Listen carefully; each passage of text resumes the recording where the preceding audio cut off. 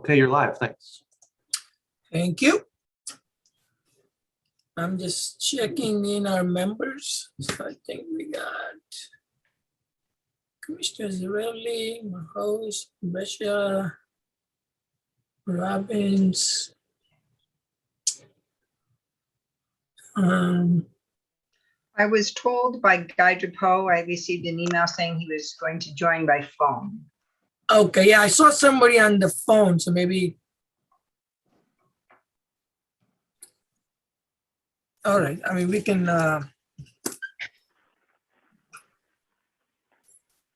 Yeah, there are two people on the phone. If you wish to unmute yourself, it's *6.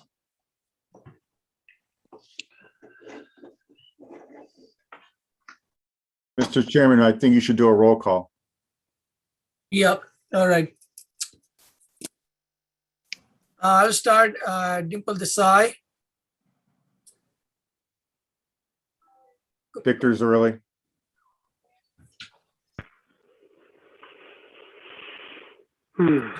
Commissioner Glico, I see you. Yep, Giuseppe Glico, I was muted, I'm sorry. Okay, I see Commissioner Monjos. I'm here. I see Commissioner Robbins. Yep, And I see Commissioner Brescia, so I don't, Yep. I'm here. so I think he hasn't joined us yet. Okay, so we'll start. My name is Dimple Desai.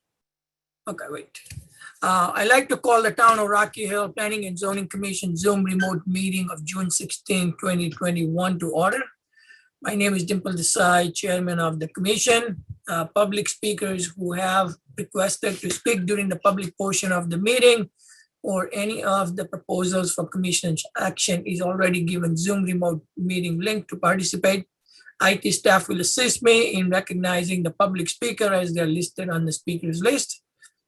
Because we are in a Zoom remote meeting, I'm going to go over some guidelines that I would like everyone to strictly follow so that we have a complete record of our meeting. There will be a queue for speakers. Speakers will be recognized by IT staff. All the speakers are requested to keep themselves muted until they are needed to participate. Speak clearly, state your name and address for the record. You will have 2 minutes to speak. Please self-monitor your time. Having said that, if you wish to speak again later, please inform me before you are done. These are very important steps as we are participating remotely, so please respect the requests. At this time, I would like to introduce the commission members and the staff present for this meeting. So I assume that we are sitting in the council chambers. Dimple Desai will be seated. Commissioner Victor Zarelli, seated. Commissioner Glico, seated. On my right, Commissioner Alan Mahos, seated. Commissioner Ron Robbins, seated. And Commissioner Nancy Brescia. We also have Kim Ritchie, Town Planner, Eileen Knapp, Recording Secretary. For the benefit of commissioners, assume you're sitting in the council chambers, as I said before. I'll start recognizing commissioners from left and go to right for comments. To avoid multiple conversation at the same time, I'll recognize commissioner when it's their turn to speak. Thank you. And having said that, we'll get into the public hearing. Item A, Commissioner Zarelli, you want to read the notice, please? Yes, just to confirm, Commissioner Drapeau has joined also. Okay. Okay, public hearing, special permit, site plan application, Katina Hospitality LLC, proposing to redevelop and repurpose the existing bank branch building and property improvements for use as a fast food restaurant with drive-through service under sections 4.B.4.3 and 4.B.2.2 of the Rocky Hill zoning regulations for property known as 1780 Silestein Highway in an RC Regional Commercial Zoning District ID 04-413.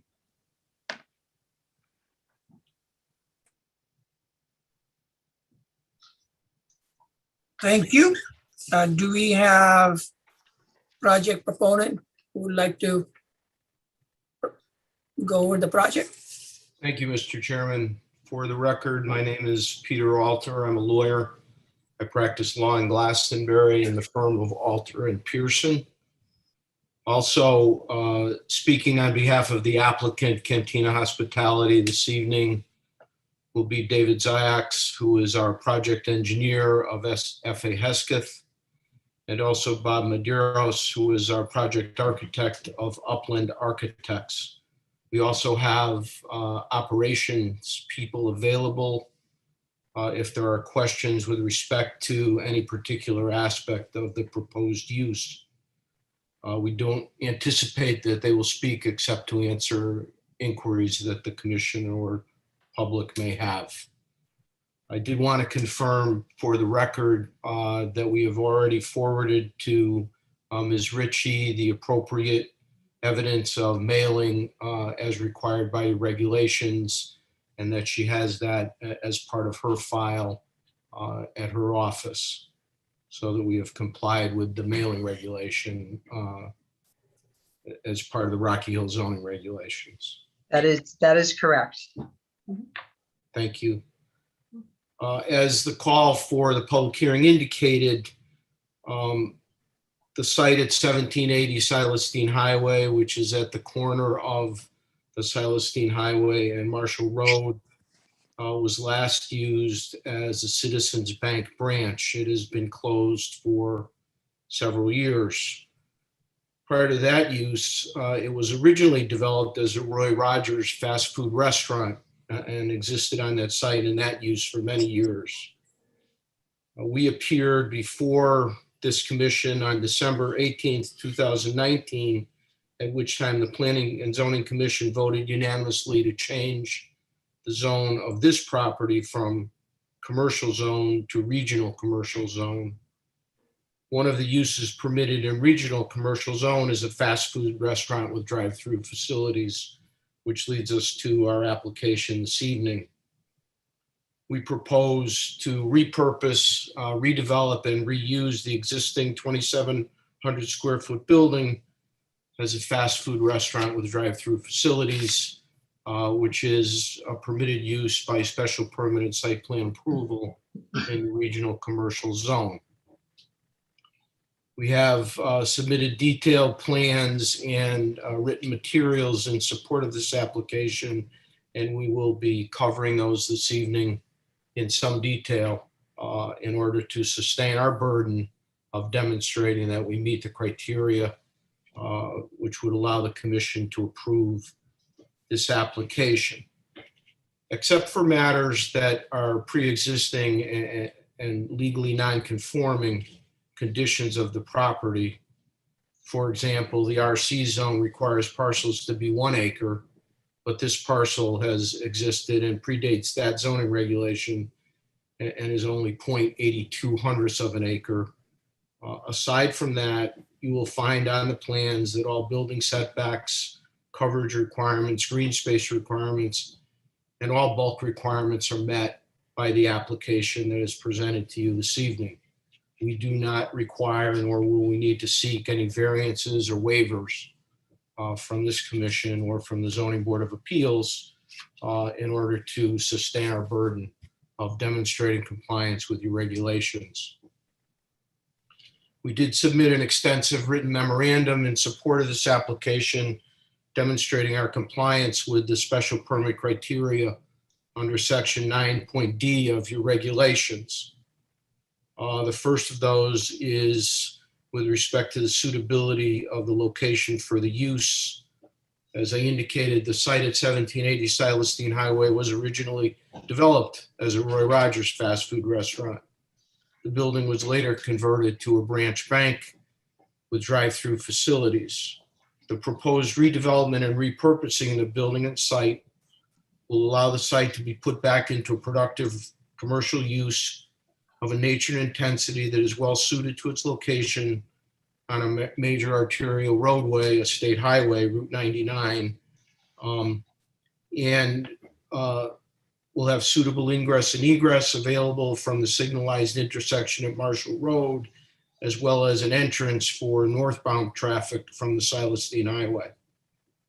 The site has served this use before and it is certainly within the proximity of the interstate highway system, so that it will provide an opportunity for the traveling public as well as the town of Rocky Hill without overburdening the traffic already existing on the Silas Deane Highway. And we don't believe that the traffic generated by this use will create any safety issues whatsoever. You have an extensive traffic report provided by F.A. Hesketh. Dave Ziyax will address that in greater detail during his presentation following me. The size of the building is not being increased. We are substantially benefiting the landscaping on the site, increasing the green space somewhat, removing unnecessary drive-through facilities. We will only have one drive-through lane as opposed to what exists with the bank at the present time. As the commission is aware, this site is surrounded by uses that are compatible with our proposed use to the south. We have a multi-story apartment building. Immediately to the east is an office building, and immediately north across Marshall Road is the Howard Johnson's motel. And obviously there is substantial commercial development on the opposite side of the Silas Deane Highway. So that we are surrounded by what we would consider to be compatible commercial uses. The proposed use does not make use of any of the prohibited types of lighting that are called out in your regulation. You will hear from our architect, Bob Medeiros, when he discusses how the drive-through system works. There has been tremendous technical advances in the way that drive-through facilities operate in terms of the opportunity for drivers to order and confirm their order with the retail shop in a way that does not cause disruption or excessive noise to adjoining properties. You will hear from Dave Ziyax that all of the lighting is dark sky compliant with full cutoff fixtures. The ingress and egress that exists now is the proposed ingress and egress. We will have an entrance only for northbound traffic on the Silas Deane Highway, and a full entrance and exit on Marshall Road as currently exists, utilizing the signalized intersection at Marshall Road and the Silas Deane Highway as the primary traffic control so that traffic can safely enter and exit the site. The counterclockwise traffic circulation within the site provides for both ease of parking and ease of use of the drive-through facility. And again, David will discuss the adequate stacking within the site that will permit the site to operate effectively.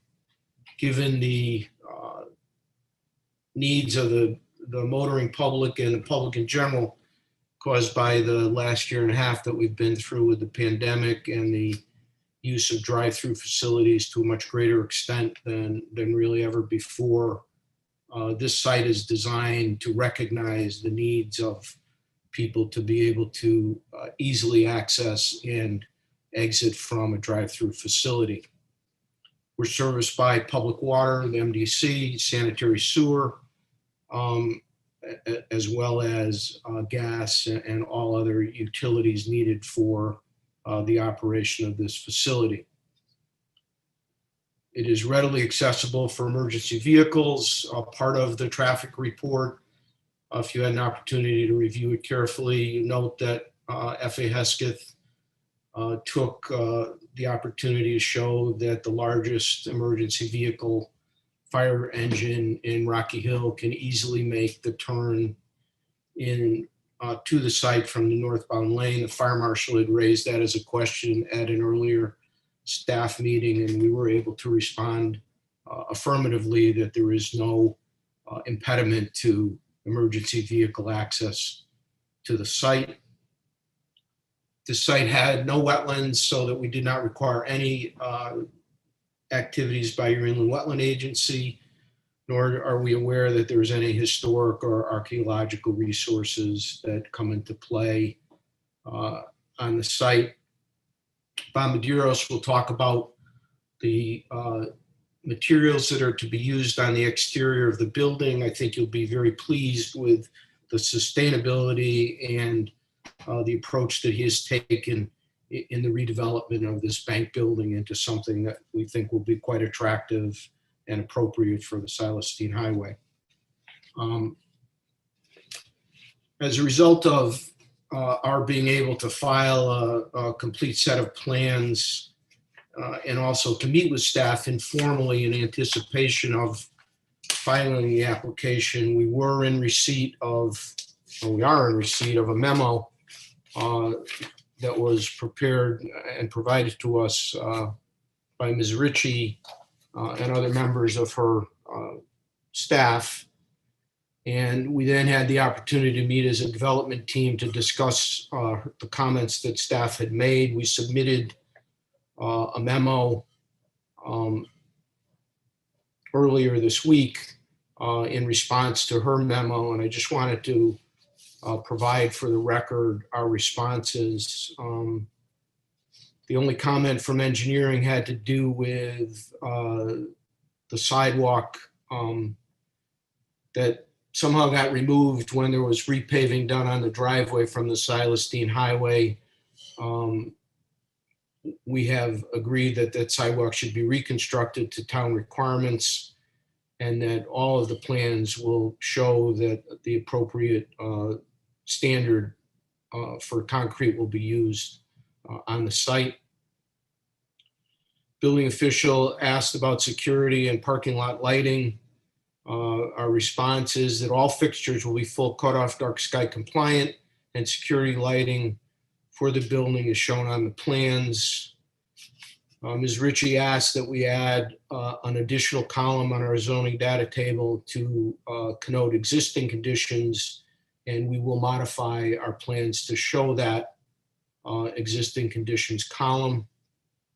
We will provide the information necessary for contact personnel after the installation and maintenance of erosion and sedimentation controls, plus contact information.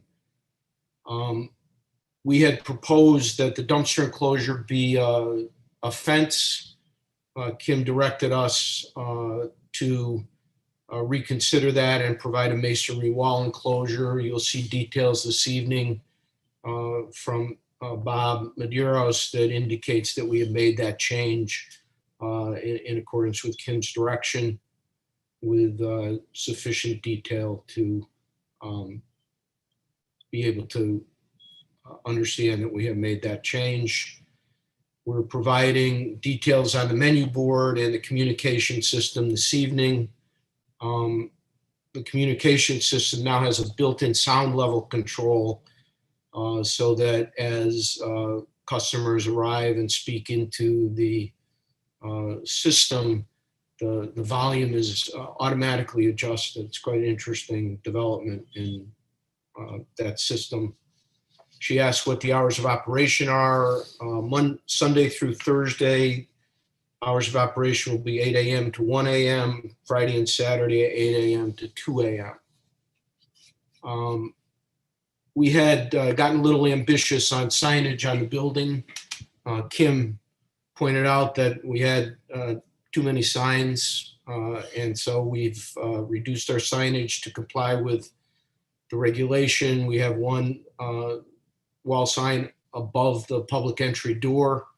It is within the requirements of your regulation of 75 square feet. The signs that were shown on the other three sides of the building will be removed from the final plans.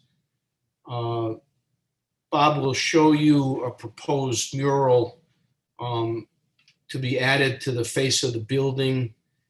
We think that it adds some interest to the building and can help attract the public to see the building in a better light. It contains no marketing or other related marketing materials, so it really is not a sign, but we would like to add it as an opportunity to increase the appearance of the building. And then finally, we are proposing a pylon sign. Citizens Bank did have a pylon sign when it was in operation there. We proposed to put the pylon sign in the same location as the Citizens Bank sign existed. Our proposal is for a 25-foot high pylon sign, and we have a detail that again Bob can discuss during his presentation. Finally, we're also aware that at least 2 letters expressing concerns by residents on Marshall Road have been received. We had the opportunity to review those. Kim was kind enough to forward those to us so that we would be prepared to respond and add a few comments now with respect to those letters. The first letter, at least in my reading, mischaracterizes this property as being in a residential zone. Obviously, it is not. It's in the regional commercial zone. Certainly further down Marshall Road, the R20 residential zone is in play. But with respect to the area of Marshall Road that we're proposing to utilize, we are within the regional commercial zone, surrounded by a hotel, an office building, and a multi-story apartment complex.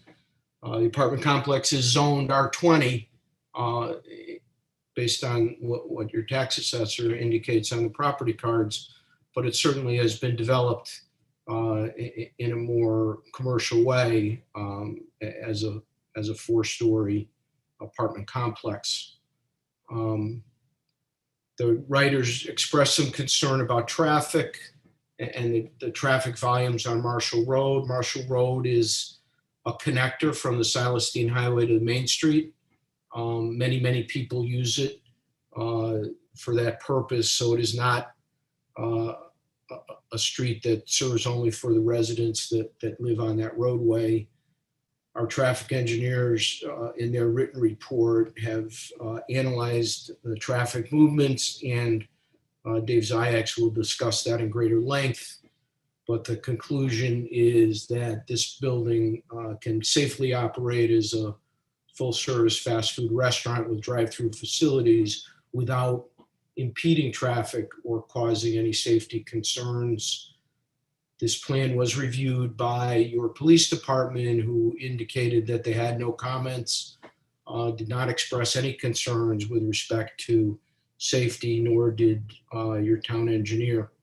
And we had responded to the only concern that the fire marshal expressed when we had the opportunity to speak with him.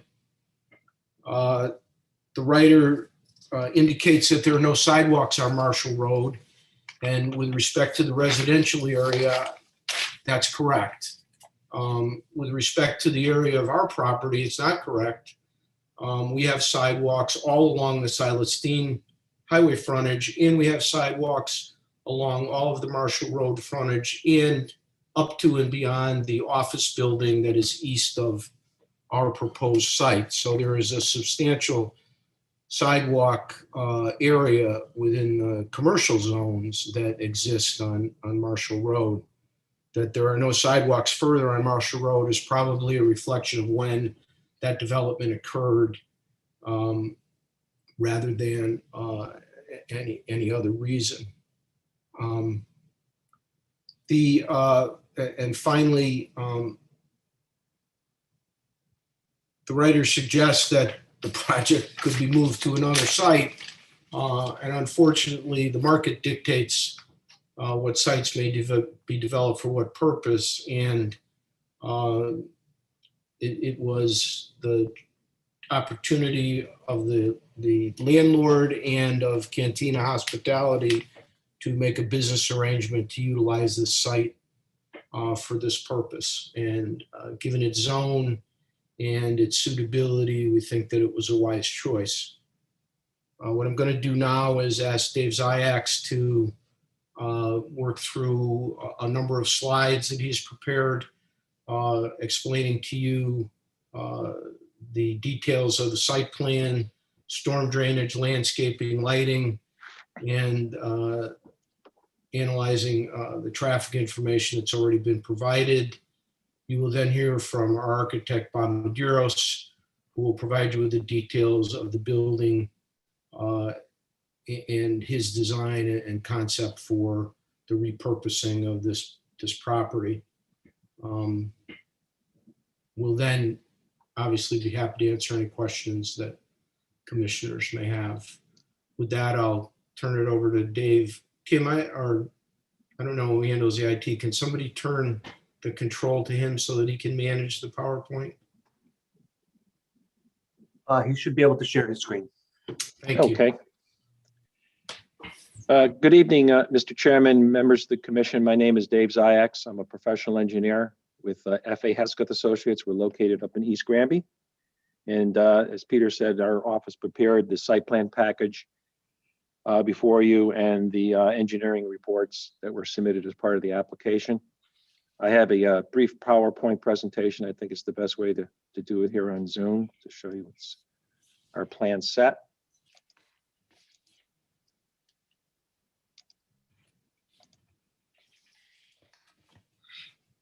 And I'll get my little laser pointer fired up. So what we have here is, this is a photo looking from the Silas Deane Highway to the easterly. As you can see, the existing bank building centered pretty much in the center of the site. It's obviously an older design with lots of drive-it and things of that nature. I think Bob will show you how much better it's going to look as we progress. This is the site plan colorized, superimposed on a recent Google aerial photo. You can see the Silas Deane Highway here, north-south. On all of our drawings, north is to the left and south is to the right. This is Marshall Road right here, right through the center of the drawing. This is the motel, the Howard Johnson's. This is the 3-story office building that Peter talked about. And then this is the apartment complex immediately to our south. So as you can see on this colorized photo, we have a right turn in only driveway coming in off the Silas Deane. And up here on the easterly side, we have a full service driveway that goes out onto Marshall Road. The way the site is currently now is a counterclockwise circulation, and we will be retaining that. This is just the cover page, the plans that you had an opportunity to review. This was included just to show you. This is a map that shows the 500-foot radius around the site, which is important for notification of abutters, but it gives you a little bit better, larger view of the overall area around the site. You can see there were quite a few abutters that needed to be notified. And what was a little interesting or different on this side is that as you get over to this development, way down here towards the southeast, that's a condominium development. So a lot of letters had to be sent to all the individual owners there, which added additional letters that needed to be mailed out. This is in the package. This is sheet MA1. This is our master plan. And of interest on this plan is the zoning data table. We give you a breakdown of all the various characteristics and requirements of the regulations, and then what is required and what is proposed. Kim has asked us to add an additional table or column in here that would indicate what's the existing conditions, and we will provide that. But as you can see, other than as Peter pointed out, the lot area, we're pretty much in conformance with everything, with all the other standards, and actually, in some cases, significantly below the requirements. For instance, maximum building coverage is 30% in the zone, and we're at 7.9. Maximum impervious coverage is 75%, and we're just slightly under 70%, and so on. When you go through and you do your calculations for parking for this use, following the town standards, we are required to have 30 parking spaces, and we are providing the 30 parking spaces on the site. So again, you can see this a little bit more detail here. We have a counterclockwise circulation around the building. Presently on the east side of the building is a very large overhang that covered the two drive-through windows that were provided for the bank. We'll be removing that and replacing that with a much smaller canopy that just protects the service window for the drive-through. And then we'll be establishing this drive-through lane around the building, again heading in a counterclockwise rotation. This is the more detailed layout plan drawn to scale. It includes all of the requirements for layout. Basically, again, we're following the same parking arrangement. Some improvements are being made for grading to make sure that the site is in compliance with ADA requirements. We'll be reconstructing the dumpster locations presently located here in the southeast corner of the site. Those will be reconstructed and then surrounded with a masonry wall enclosure with locked gates in the front. What would happen is if you enter the site from the Silas Deane Highway, you'll be required to go rotation around the building and then get into the stacking lane here, located at this location. We have shown on our plans provisions for 10 cars to easily stack here, but cars could continue around the curve if necessary here. So we would have a total of 17 stacking spaces, which is far more than we anticipate being required for this operation. But just to point out that there's more than adequate safe stacking area. And as you find in a lot of these restaurant designs, the traffic can pass around the stacking at all times in a safe manner. There's plenty of width available. One of the changes we're making is we're locating the ADA parking and then regrading it so that it meets all the grading compliance.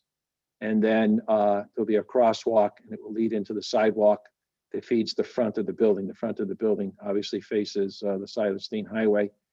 These sidewalks will be replaced with all new sidewalks. They're quite dated and some of the grades don't meet ADA requirements. So we'll be reconstructing that. We'll have a bike rack here in the front for 2 bicycles. That's a requirement in the regulations. And as Peter pointed out here, along the Silas Deane, there's a public sidewalk that's within the right of way. And somewhere along the line, they took out a piece of the sidewalk as it went through the driveway. And your town standards are to carry the sidewalk, through the paved driveway. So we'll be rebuilding this so that the public sidewalk continues through. And then we'll be adding a piece of sidewalk from the public sidewalk into our site. So anyone walking along the Silas Deane that wants to come to the restaurant will have a safe manner to enter the site. There'll be a small sidewalk located here, which will then get them into the ADA accessible route up to the restaurant. This is the landscaping plan that was included in the package. Right now, there's actually some very nice landscaping. A small retaining wall exists along Marshall Road, and there's some very nice landscaping that's been maintained by the property owner at that location.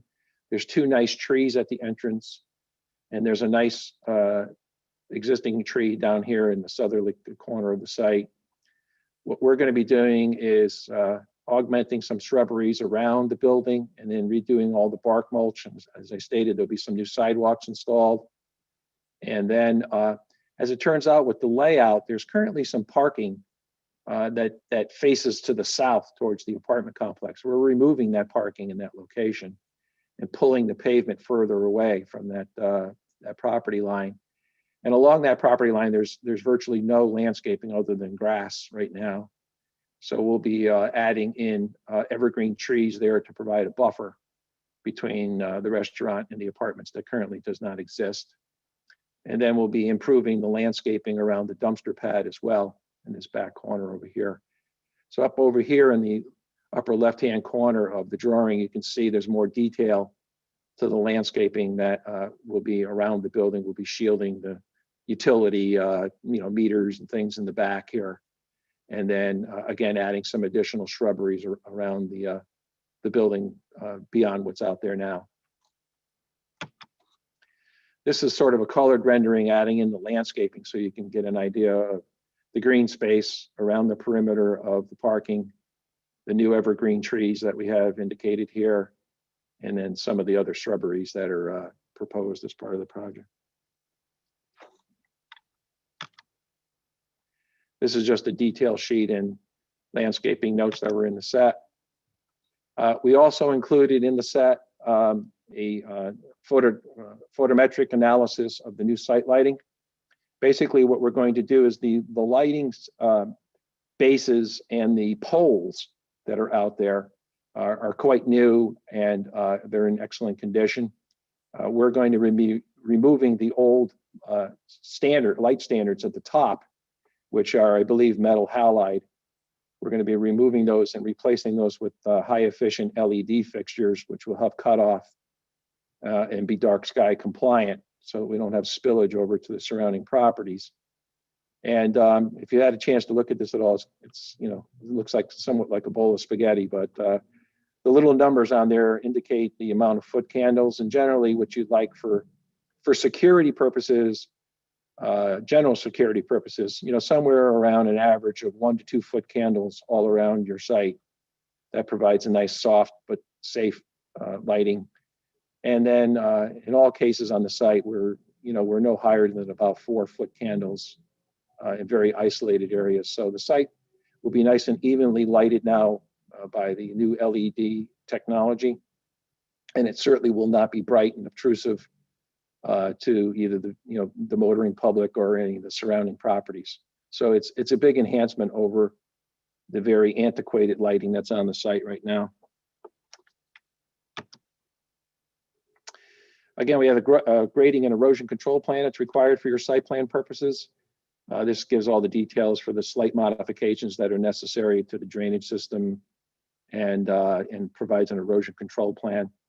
One upgrade we are making to the drainage system is we will be adding a trapped hood to the last catch basin on our site to add some protection from any runoff from the site that will block any floatables of any kind, either liquid or debris, from leaving our site and entering into the drainage system off-site. But there's really no changes to the drainage. We have a very slight increase in green space as a result of these changes to the layout. So there will be no increase in the rate of runoff from the site. Before we get into the architecture, I just wanted to talk a little bit about the traffic. As Peter pointed out, we submitted a detailed traffic study. It was dated May 26th. Copies were provided for staff and for the record. I just wanted to make a couple of comments regarding that. The study, our office also conducted a traffic study for a gas station convenience store that was proposed to be located on the other side of the Silas Deane, directly across from the intersection with Marshall Road at the traffic light. And so all of our calculations include that additional use across the street, because that will generate more traffic than what the current uses across the street currently generate. So to be conservative, even though that construction has not started, we've added that into the background traffic as part of our analysis, since the proposed driveway from that use will come out at the traffic light on Marshall Road. And all of our traffic analysis includes pre-COVID counts. The traffic, most recent counting that we did was in 2018. And there's also Connecticut DOT data for the highway, from that time period. So all of our data is conservative in that it's assuming pre-COVID conditions, and hopefully present day conditions as we continue to return to our normal lifestyles. The overall levels of service, when you complete all the calculations, are going to be very good. We have our 2 driveways. We're assuming approximately a 50-50 split of entering traffic into the site from those 2 driveways. And then of course, all of the traffic exits at the one exiting driveway out onto Marshall Road. But all the levels of service are at A's and B's for all of the peak hours and for Saturday. Again, our trip generation calculations were following standard protocol using the ITE trip generation information for fast food restaurant with a drive-through. So it's a pretty conservative set of numbers that are in ITE for these types of operations. And again, the driveway location on Marshall Road for us is really in an excellent location. It has excellent sight lines in both directions. And fortunately, it enters the road as a T intersection.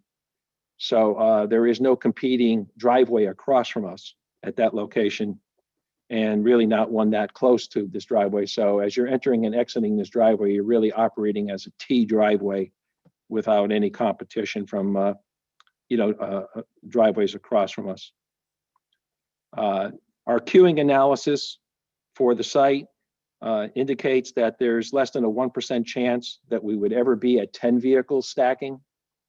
And as I indicated earlier, we've provided for 10 as our general design standard, but there's plenty of room within the stacking lane to go to 17 vehicles, which is, again, way more than we anticipate for the operations of this facility. As Peter pointed out, the police did get an opportunity to review and comment, and I did get a copy of that report dated 6/4/2021. And the end result from the police chief was that there are no police concerns with the application. So I think in summary, without getting into a lot of detail, if the commission has questions regarding the traffic, we can get into more details on all the numbers and calculations. But in summary, we have excellent levels of service at both the traffic light at Marshall and the Silestine. We have excellent levels of service at our driveways for all of the peak hours that are concerned, AM, PM, and on Saturday. And again, all of the calculations are based on pre-COVID existing conditions. And I think that's enough on traffic. Again, I'd be more than happy to answer any questions from either the staff or the public later on. And at this point, I think I'm going to turn it over to Bob, who will discuss the architecture and the signage. And I'll operate the PowerPoint for him. Bob?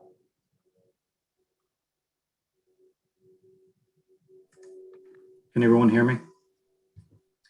Great.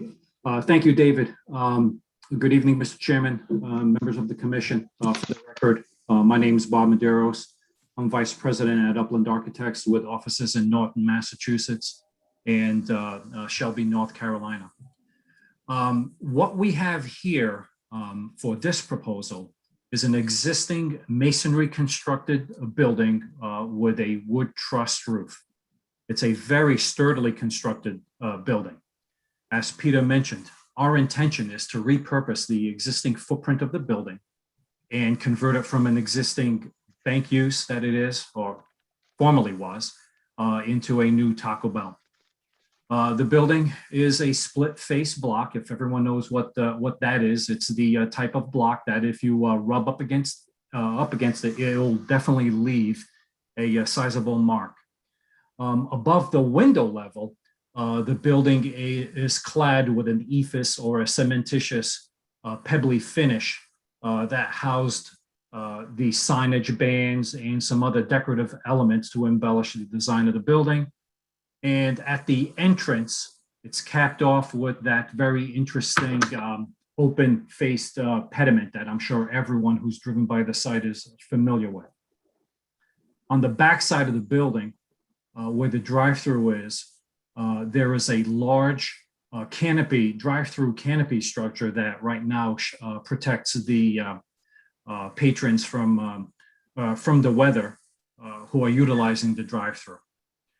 Our intention from a design standpoint on the exterior is to remove that imposing canopy structure back to the facade of the existing building and replace it, as David mentioned, with a simple canopy to just shelter the customer who approaches the pickup window for retrieving their order. Around the bulk of the perimeter of the building, our intention is to reclad the building with a fiber cement panel system. Hardy is the material of choice that we will be selecting as that. It's a very common product. A lot of the food chains are using it these days. It's a sustainable material. There's some recycled components to it, and it's a hardy substance. It will maintain its integrity. It'll maintain its color. It'll give the building a very long-lasting surface. The window structures as they are today will remain exactly as they are. We'll look to replace some of the damaged or fogged out windows with some new, but our intention is to not change the setup of the windows. Before you right now, you see it's not an exact representation, but it's actually pretty close. The building, as you see, will be mostly that tan color with those hardy panels. The main entrance area facing Silas Dean will be that dark charcoal color. There is a little bit of a tower, so our intent is, if you recognize the pediment structure, that pediment will be removed and capped off at the same height. Over tops of the windows, we'll inject the same fiber cement, but it'll be in that purple color, which is a Taco Bell sort of trademarked color. Framing the entire building is you'll see the corner boards as well as the corner or the cornice, I should say, is a charcoal color that also matches the structure surrounding the main entrance doors. And the highlighted feature that Taco Bell utilizes is that blade sign that in this rendering, you'll see the Taco Bell, I'm sorry, it's over on the left-hand corner. It's a wood clad material. It's actually a metal, but it's printed to look like wood. And it typically serves as a sign backer, gives the building some sort of a feature corner, and gives it that little bit more of a vertical height. In our situation, we will not be utilizing a sign on that particular tower. It'll only be where you can get a peek of it over the main entrance door, where it'll be the bell with the words Taco Bell above the door. The building does have at the entrance area and over some of the graphic or the art segments, or some decorative pendant or gooseneck lights or sconces, as you can see illustrated here in this photo. Those necessarily don't serve as utility lighting, but more of ambient decorative lighting for the building. David, if you'd like to move to the next slide. So can you go to the next one, David? Thank you. Yep. So the elevation at the top is the elevation facing Silas Dean. So working from left to right, you can see our main entrance structure. It's the existing single entrance door. We have our Taco Bell sign with the Bell logo above it. That's the element that will be clad in the gray fiber cement. In the center is an existing 5-bank run of windows that'll remain. Above it will be the purple. And then over on the right-hand side will be some additional purple panels, and you can see a good representation of the gooseneck lights there. And in that dashed line field, that is where we are proposing a decorative graphic feature. And that'll be displayed as we progress further down in the presentation. The elevation at the bottom faces the Marshall Road. The Marshall Road site. So you can see the tower element, the center bank of existing windows. And again, just another representation of the fiber cement cladding that'll be applied to the face of the building. Way over on the left-hand side, you can see the side profile of what will be the new drive-through canopy. It's a very light, very airy, not like again, the imposing structure that's there right now. If you can move to the back slide, David, or the previous. Oh, the back, okay. Yes, please. The next one. Yeah, I just, There we go. here we go. Perfect, thank you. The top elevation is the drive-through elevation, or the elevation that faces the office building behind us. We have in the center, we have the drive-through window. Right now, it's a solid bullet-resistant drive-through window. We're going to flip that to an operable window with the canopy above. You can see the little sliver of the canopy above. To the left are two additional art graphics features with the gooseneck light over it. And on the right, you can see that we have an existing window that will be maintained, as well the return of the tower element. Again, please disregard the sign. The sign will be removed. The bottom elevation is the south-facing elevation. Nothing really too much to talk about there. The sign will be removed. The fiber cement siding will continue around the building. And you can see elements of the gooseneck lighting both on the left and the right, as well as the small drive-through canopy. The door that you see there is the existing receiving door. That door will remain. Hardware will be swapped out. It'll be freshened up, and seals, etc., be replaced. David, if you don't mind flipping to the next one. The next one after that. This right here is a sample of what we are proposing for the decorative art that'll be applied to the building. Again, as Attorney Alter mentioned, it doesn't have any wording on it or any sort of symbology indicating that it's a Taco Bell. Taco Bell corporate just would like to inject, something, a hip, fresh vibe or energy into their buildings. They have transitioned over time quite a bit. Taco Bell today is definitely not the Taco Bell that I grew up with that old mission sort of Spanish style. This right here, they are really looking to introduce that hip vibe element. And I think that concludes my portion of the presentation, and I'll open it up to any questions from the commission.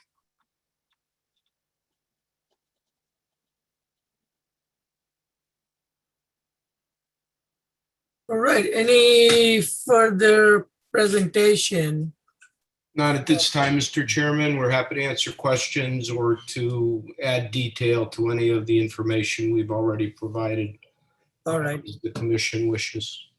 Yeah, so what I would like to do is open up the public hearing, or for the general public. Do we have anyone here who would like to speak regarding this proposal? We do have two letters that I believe Attorney Alter referred to, but they should be read into the record. Yes, can you please do that? Will do. Received June 11 from Janice and Richard McCarthy of 21 Marshall Road. The written comment is in regard to the redevelopment and repurpose of the existing property at 1780 Solestein Highway for a fast food restaurant, specifically Taco Bell. Please see the following concerns. The 3 local Taco Bell restaurants are located in specific commercial areas, i.e. Newington, Glastonbury, and Manchester. They are not located in a residential area. The proposed drive-through entrance and exit for the property at 1780 Solstein Highway is located directly on a residential road. Families with and without children, apartment dwellers, trucks, fire equipment, police, etc. use Marshall Road many times daily, and the congestion in the vicinity of the drive-through entrance and exit for the proposed Taco Bell on Marshall Road would be a severe safety issue. An entrance and exit drive-through directly from the Solstein Highway would be a safer alternative to Marshall Road. This would also be true of homeowners and apartment dwellers, etc., just trying to enter and exit Marshall Road from Solstein Highway from all directions. This situation would also endanger customers that would use this area, as there is limited access to the property at 1780 Solstein Highway from Marshall Road. If the drive-through is backed up, there would be nowhere for traffic to go. Children from Marshall Road and the apartments located behind Marshall Road are picked up and dropped off from a school bus a very short distance from the proposed drive-through entrance from Marshall Road into the proposed Taco Bell.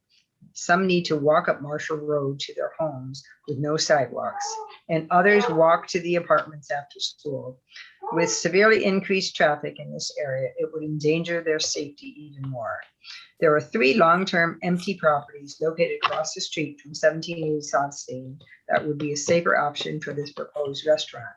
There would be no residential road to turn onto, just Solstein Highway. There's also a traffic light that could serve this option. Please consider these concerns before making any final decisions regarding this proposal.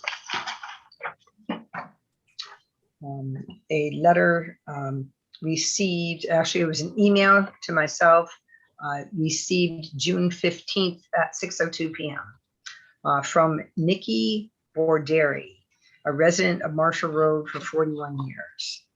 Dear Planning and Zoning members, please do not allow Taco Bell to utilize an exit onto Marshall Road. The traffic is already very heavy on our street. There are many Rocky Hill residents and guests using Marshall Road as a cut through to get to their homes and condos in this neighborhood. We have families with children living on this residential street. The added traffic makes it very dangerous for these children. There is a school bus stop within 500 feet of this parcel with children waiting mornings and afternoons, and a bus stopped with lights backs up traffic. If there is a drive-through restaurant, it will be very dangerous for the patrons of Taco Bell trying to get out, as well as the school children coming off the bus. Marshall Road is used as a direct path to Old Main Street for emergency vehicles. Added traffic from Taco Bell will slow the response time for these vehicles. Please take the residents on this street into consideration when you're making this decision. And that is it. Thank you. I would just like to confirm, is there anyone on Zoom who would like to speak regarding this proposal? Hearing none, I would like to ask our commissioners. Commissioner Zarelli. Question I have about the drive-through. You have on the passenger side or the right-hand side of the drive-through, what it looks like curbing. Is that curbing or is that line striping depicting the drive-through? It's on your site plan.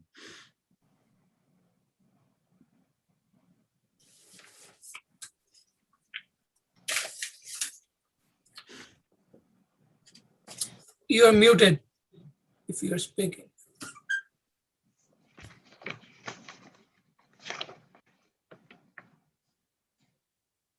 Sorry about that. My screen was playing games with me here. This is Dave Ziyax again for the record. The drive-through lane and the bypass lane are separated by line striping. Okay, with that, can you explain how a vehicle off the Solstein on that right-hand turn only would go to the drive-through? What you anticipate for that person? That person has to go around the building to get into the queue, or do they cross? No, they have to go around the building to get to the queue. David, maybe you could put up the site plan. Yeah, that's what I'm, My question is geared toward any anticipated backlog on the South Dean waiting in the drive-through. So I just wanted to hear yeah, your flow on how you wanted vehicles to flow off the South Dean onto your property to use the drive-through. yes, we want them to come in and then basically just go straight and go around the building and then get into the queue at this location here or wherever. By the way, the driveway is now, are you modifying that to make that like evident? Yeah, what's happening is right now, right from You're not about, sharing where- your screen, so that's why I'm. Oh, we're not, No, we're not up. We don't see the site plan, David. oh, okay, hold on one second, I'm sorry. Or- Let's go back. How about now? Better. So if you're coming in off the side of the Steen, from about where the yellow line is, which is the right-of-way line, we're going to be putting a little bit more of a kink in the driveway to the right, to the south, to get you, geared towards, going in that direction around the drive-through lane. Okay. I just wanted to make Presently- sure you weren't using the existing one. You're actually going to add some more curve to it. So. Yeah, see, because right now, I think I mentioned it, it might not be clear on all these different figures, but there's a row of parking there right now. Mhm. That row is coming out, so that's why we get that swing to the road, to the lane going around. And there's no obstacles, there's no cars there to be backing into that flow of traffic at all. Okay, great. I have nothing further. Thank you.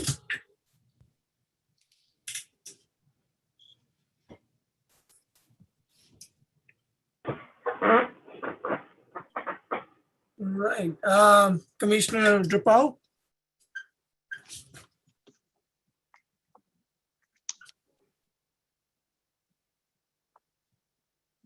Commissioner Drapal, you have any questions?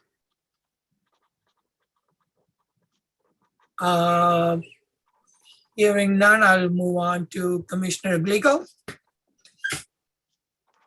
Good evening. I do have a couple questions. You're showing on that site plan, you noted 10 cars in queue. But how many cars can you actually get in line before you're actually in the road? Meaning like they would be in line for the drive-through.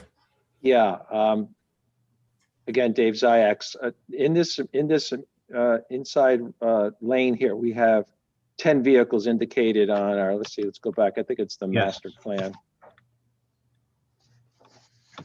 Just bear with me one second because my little Zoom here is taking a little longer time. We must have a lot of bandwidth going here.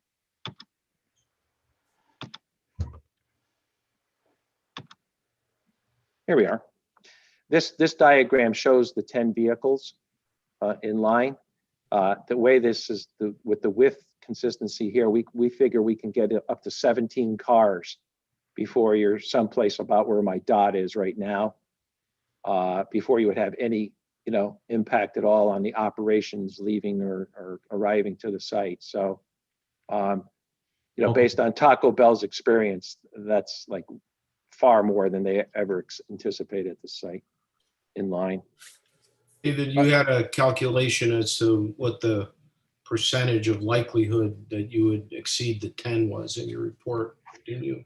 Yeah, as using the standard protocol for calculations for queue analysis based on the turnaround time that Taco Bell has given us,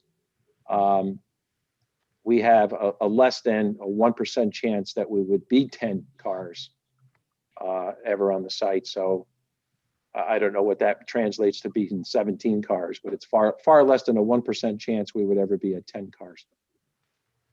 Okay. Next question is, you're showing a height of 9 feet for the drive-through canopy. And then you're calling out a height bar on the plan. Mhm. Didn't show that as a detail. Is that a cantilever height bar? Or is I that think- just going to be a sign? Maybe Bob could answer that. Yeah, Bob, I can. It's a typical pole mounted height bar. And that height bar will match the height of the canopy. So if it's 9 feet at the actual canopy at the window, then it'll be 9 foot at the height bar. That So would be here. cantilevered. It is. Okay. And that brings me into my next question, which was signage. On your A204, which is your detail of signage, you're calling out entrance, exits, drive-through, but you're not showing that anywhere on the site plan of where you're actually putting those signs. I see. This is Bob Maderos. Again, those are the drive-through directionals. I'm not sure, David, if you have some of those indicated, but the intention of those signs are to be applied to the site to provide clear direction. So, for example, there was talk of how to circumnavigate the site as you enter in off of Silas Dean. Those drive-through directionals will provide you guidance with that. And it'll also highlight the enter and the exits or the do not enters of the site, excuse me. So those are lighted, illuminated? Those are illuminated. Okay. But we don't know how many you're placing. I mean, I see a detail, but I'm not sure, like, if how many are going to be on the site. Sure. I would expect enter exits at the Marshall Road. I would expect an enter and a do not exit or not an exit at the Silas Dean. And I would probably anticipate another one somewhere on the, maybe the front of the building, not the front, but the side facing Marshall, that'll say drive-through to help assist you into queuing into the drive-through lane. So would that stay on your property or would that be in the right of way? Not to speak for David, but those would be in the right of way, I believe. No, all the signage associated with the site would be on this property. Now we have, there's actually going to be, there's two sets of signs. One is the sort of normal regulatory signs, which is shown on our LA plan. We have some do not enters, right turn prohibitions, things like that, and stop signs. Those will be all conventional signs.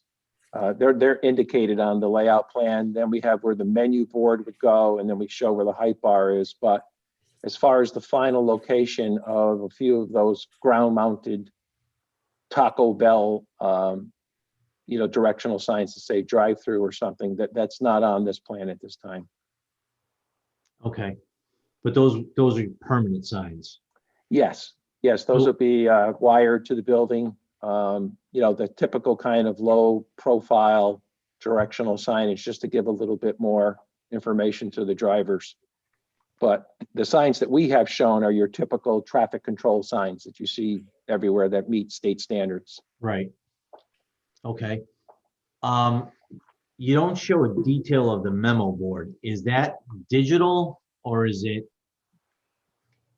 like a TV screen? Yeah, actually, I have that. Hold on just one second.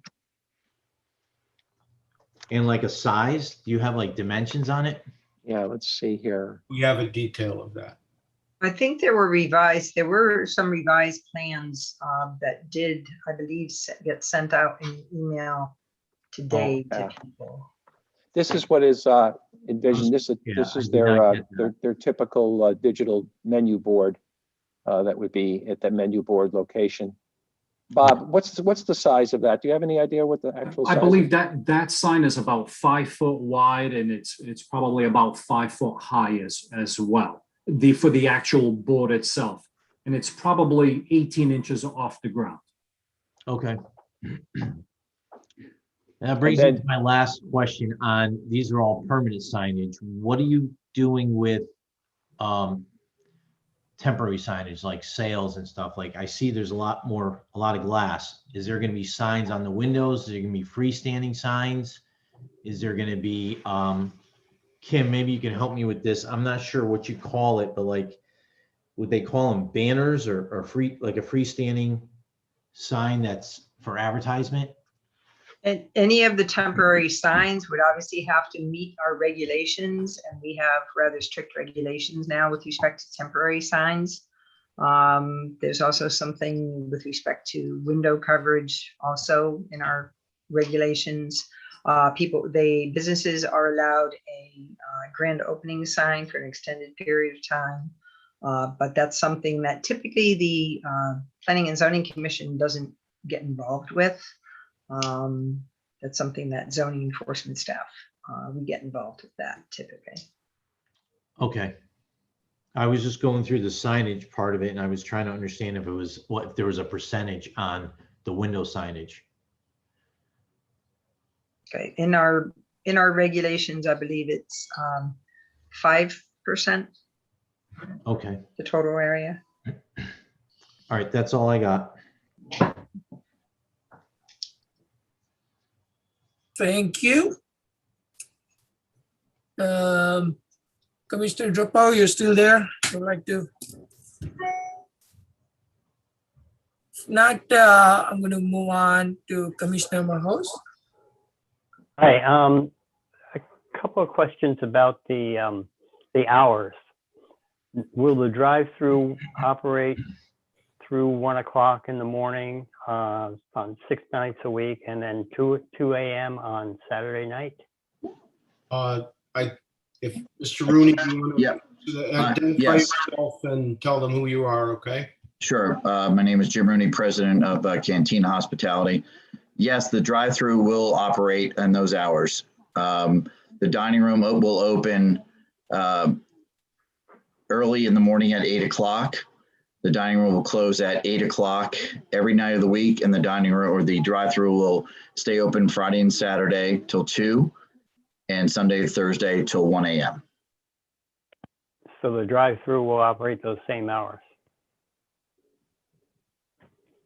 Exactly what I said, yes. Yeah, the drive-through will be open till 1 a.m. Sunday, Thursday, and 2 a.m.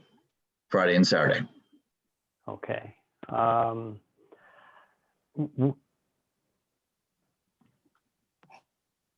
Okay, that's my only question. I can't express opinions at a hearing. We'll wait till the agenda item.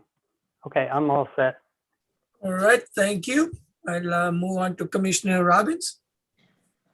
I see one tree, but what do you have for a buffer for the property, the residential property to the, I guess it's east, the east?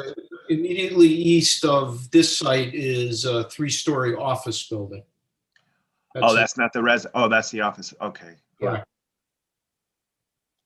All right, yeah, and the only other thing that I was worried about was with the Mercury gas station that previously proposed, but during the presentation, it was mentioned that all those numbers were taken into account, so I don't have any additional questions. Thank you. Commissioner Brescia. Good evening. On your initial site plan, you showed it was all level in the front of the building from the door out. But on one of your drawings, it says the existing stairs and rails to remain. So I know that there's about 3 or 4 steps up. So I just was wondering how that would look with your ADA specifications, with your handicap people coming off into that ramp. And then is there another ramp that's angled up for that incline? Dave Ziyax again. This entire area in front of, the Silestein face of the building is all at grade with the first floor elevation of the building. So the only thing the stairs are doing is getting you down to the lower grade where these parking spaces are located. The ADA route for the parking, this is all at less than 2%. This is all ADA grade coming off the public sidewalk. So if you're on the public sidewalk and you enter the site, this will all be an ADA route right up to our front door of the building and then back where the loading is. Because of the way the site currently is, there's a drop off on this northerly side of the building to this regular parking here And those stairs will be, touched up, reconstructed to gain access that way. But that's not an ADA route, so that should work out fine. Oh, so that's separate from the route in front of the building? I'm just trying to visualize that. Yeah, yes, it Because I is. just don't want any wheelchairs falling off the edge there. No, If there's no. stairs, if it's gonna I merge. agree. I agree. Yes, no, they will. Okay. There'll be a nice safe landing there. Yes. Okay, so there's nothing to do with that. Right. You showed, thank you. You showed 2 bike racks.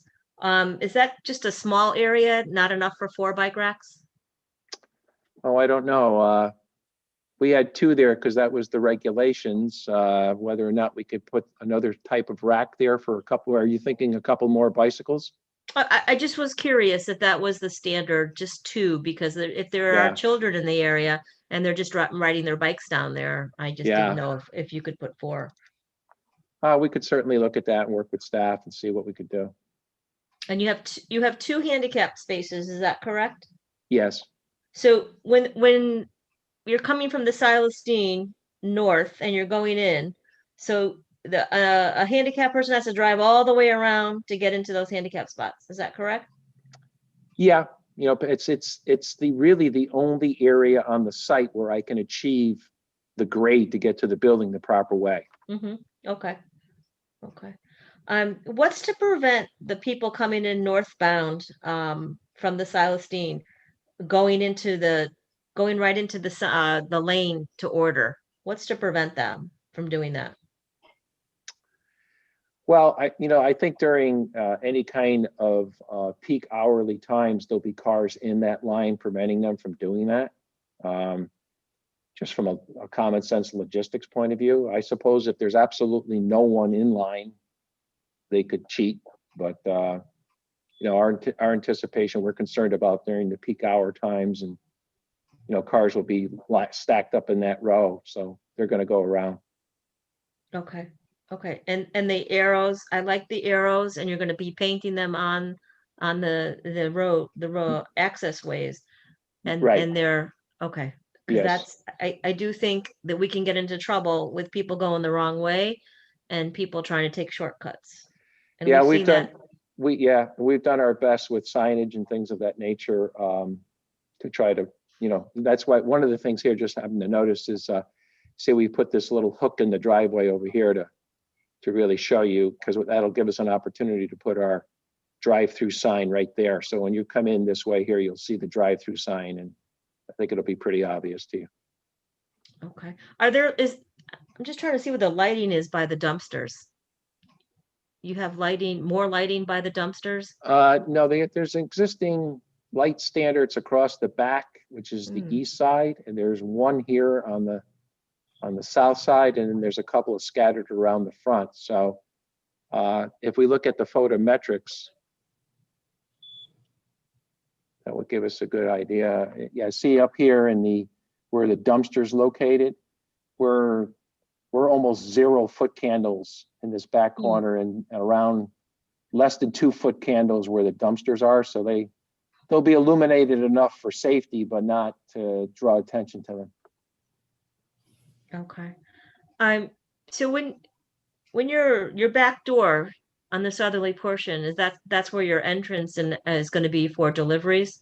Yes. So is there like big enough space for a delivery truck? It's not too close to the entrance there on a northerly bound? Yeah, Celestine? we have an area designated. Let me find it here.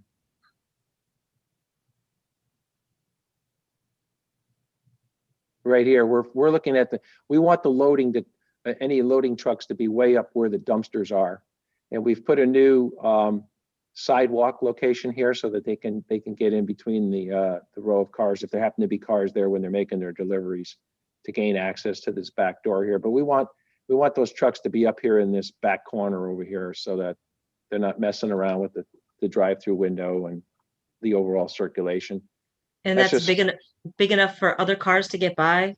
Well, for your typical box truck, if a very large truck happens to come here for some reason, it'll be just like everywhere else. They'll be up in the back corner here for a few minutes or something like that. But that's a logistics problem that the manager and the delivery has to work out like they do on all these tight fast food sites. Staff had asked us to show a specific area where a typical box delivery truck could park. Yeah, and he can definitely park there in front of the dumpsters and, and do the delivery. Again, if there's some reason why there's a larger truck here, they're going to have to probably be up in this area where very little parking is probably ever going to take place anyhow. Be up in this area for a few minutes before they get out, they leave the site. Okay. And did you happen to spot where the closest fire hydrant was? I know, yeah, we have that on something. I think it's on the GR plan. Let me look here.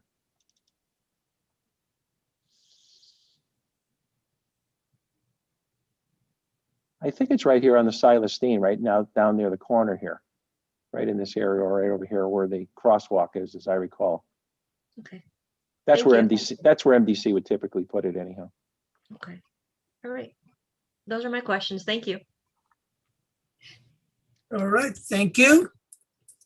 I have a couple of questions on the drive-through, as Commissioner Brescia mentioned. And as you mentioned before, there is only 1% chance where you will have 10 cars. So it looks like the entrance from Silas Dean, there will always be a chance for somebody to wave left and then move in the line. So and we have seen this when one of the projects on Route 3, when we had approved the gas station, they had put the curbs and all that such a way they thought nobody will get in. Guess what? People were getting in from Route 3 left and right. So what DOT had to do was they physically put a median right there, a barrier, so that people cannot take left and right from Route 3. So this is human nature that we are dealing with, and we are here talking about safety. So I want to understand and see how we can eliminate that collision point that you have, when people try to enter from Silas Dean, take a little left and move in the line. That is a concern. So I want you to think about that. The other thing is the signage. And I understand, as other commissioner pointed out, we have that you had pointed or shown the directional signs, and those directional signs are basically, in my mind, advertisement. So I'm trying to figure out, differentiate between the signage that is allowed for regulation versus the small signages that are there that shows Taco Bell and go left or wherever the direction takes, versus the standard signs that people are used to, that they know and they understand that, yes, I'm not supposed to go left or right or this or that, because that's how people are wired to look at signs, typical governmental signs. So I need clarification from staff on that, how the small signs, even though they are 2, 3 feet, 4 feet, from the ground, how would how would we consider those as a, would that be part of our regular signage requirements or not? And then one answer that I'm looking for specific is, and I think it was brought up by another commissioner, and I have seen, I go to Taco Bell, I love it. So, I love Taco Bell. I go to Burlington Pike, and when I go through the drive-through, I see all these advertisement signs smacked right on the window. I can't even see who is sitting inside. Those are considered signage. So I want to understand and get a clear answer as to would those signs be put on or not? And what would be the restrictions and how would that be enforced? So, and then we can, I think I heard about the hours and I know, you guys may know Burlington Pike Taco Bell, it is, the hours are long and we do see some sort of, activities there. So I'm trying to understand from safety perspective, what can be done in trying to avoid some elements, congregating and especially because there are residential apartments and residents living nearby. So I'm concerned about that safety. And with that, those are the questions I have. And then Mr. Chairman, I would just ask, 1 second. Yes, sir. I would just ask if Commissioner Drapeau wants to say anything, or you are done. Just want to give him a chance. I see he's there. Okay, sorry, you can go ahead. Thank you, Mr. Chairman. I wanted to go back to the sign question for a moment. You did adopt a very strict sign regulation when you recently adopted your when you recently adopted your regulations, I believe 2019.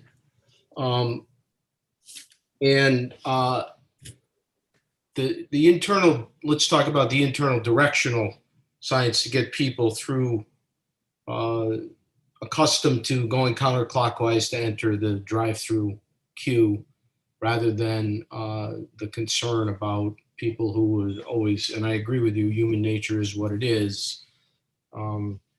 People need to get habits to avoid bad activities. The internal signs that we propose to direct people to the drive-through opportunities, such as the one that David described at the little island hook at the end of the drive-through exit. If your staff deems that those constitute impermissible signage because they reference Taco Bell, then the answer to that would be that they would simply be directional signs without any particular name associated with them. So it might just say drive-through with an arrow.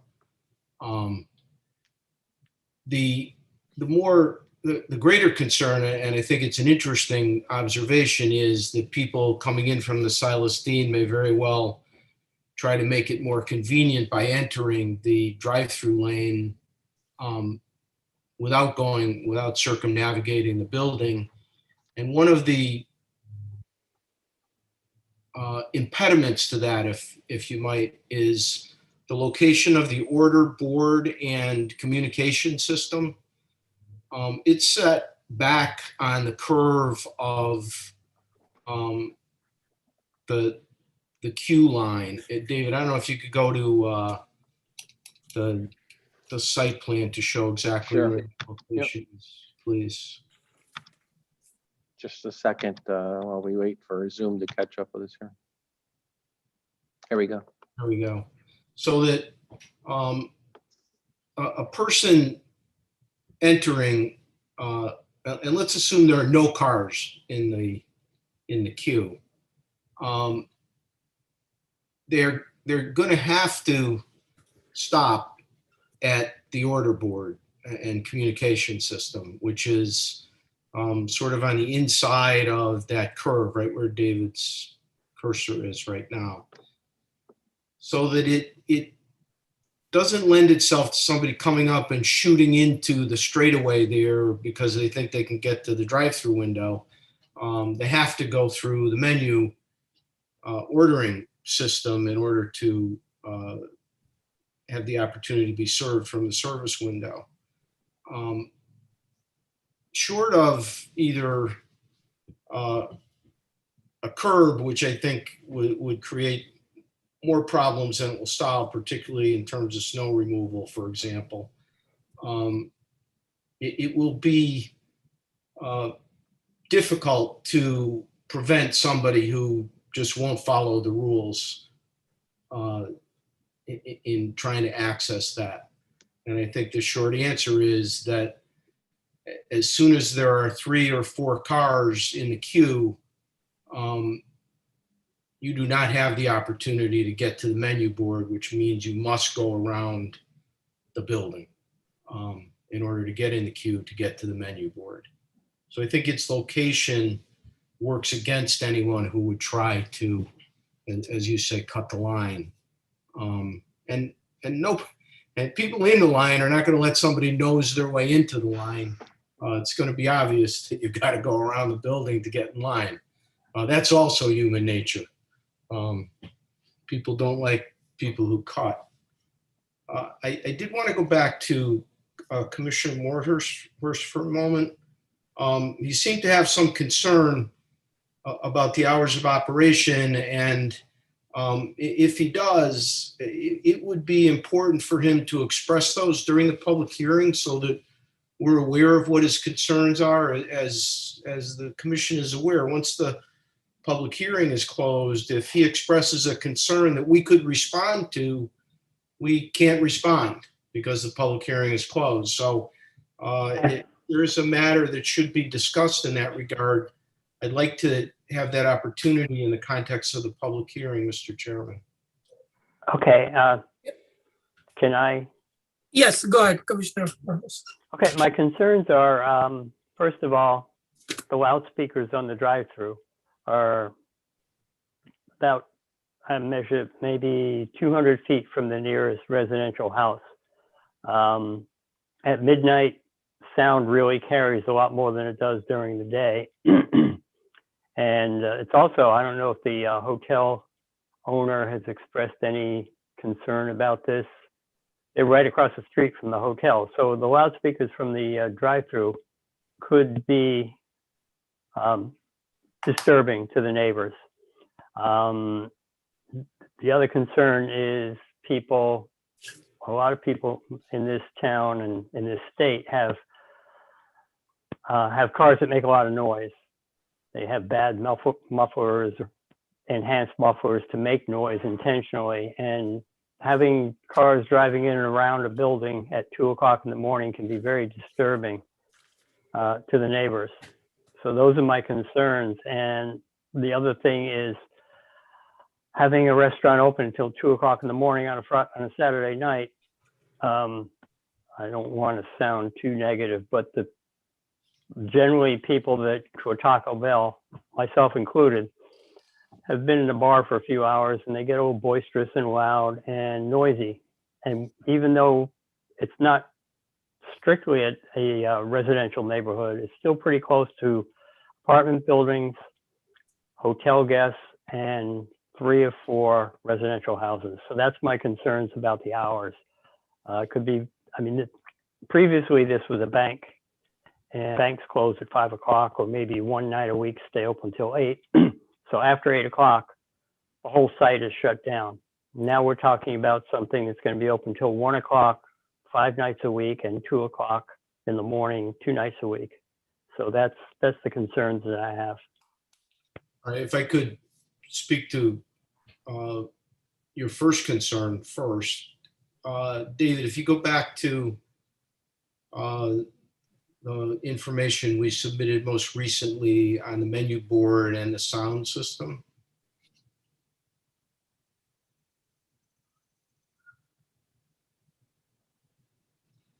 Take a second to get there. Yeah. And When- Peter, I can contribute to that as well if you need me to. Sure, Bob, why don't you go ahead first? Wonderful. In regards to the concerns with the speakers, it's true that speakers of past have been a concern with sound. The speaker technology of today has really come a long way, and there's data included in the package that will support that. The speakers right now are designed to level themselves with the ambient surrounding noise of the environment at the time that the speaker is in operation. So for example, during midday, the height of traffic with cars zooming by, etc., the speaker will self-adjust itself so that a customer placing an order will be able to hear an employee from inside the restaurant communicate with them.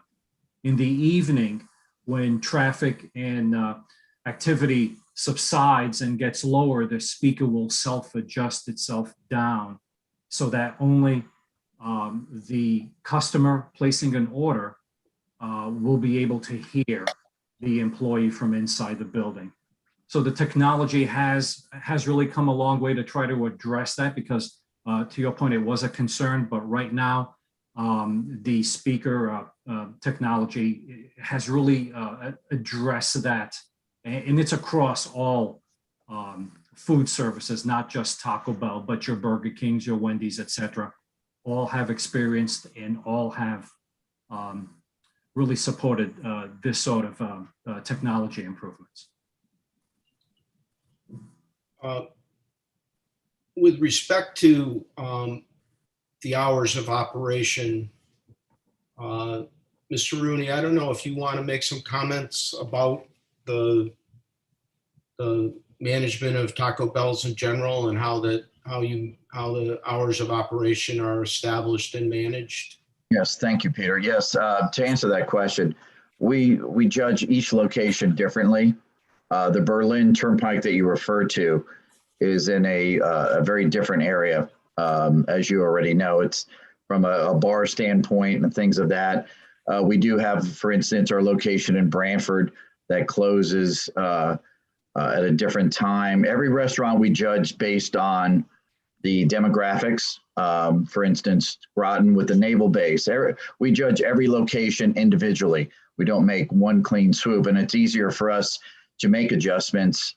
Say, for instance, if there are sales issues, we can always go back and close earlier, or the other way around. But for the most part, we judge each one individually. And to your point about certain issues, that's why we close the dining rooms at 8 o'clock. We don't have anyone congregating in our dining rooms at all. We don't have issues for the most part outside with people congregating, as you said. And again, every town is different, and we're located in Waterbury, Meriden, Bridgeport, throughout the state. So we look at every area individually and make adjustments accordingly. Thanks, Mr. Rooney.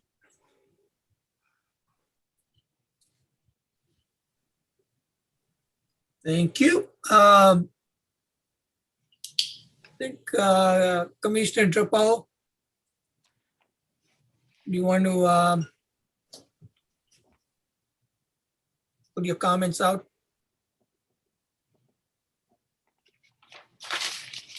I think he's gone. Mr. Chairman, I just have a question. Yeah, let me, Okay. okay, go ahead. Sorry.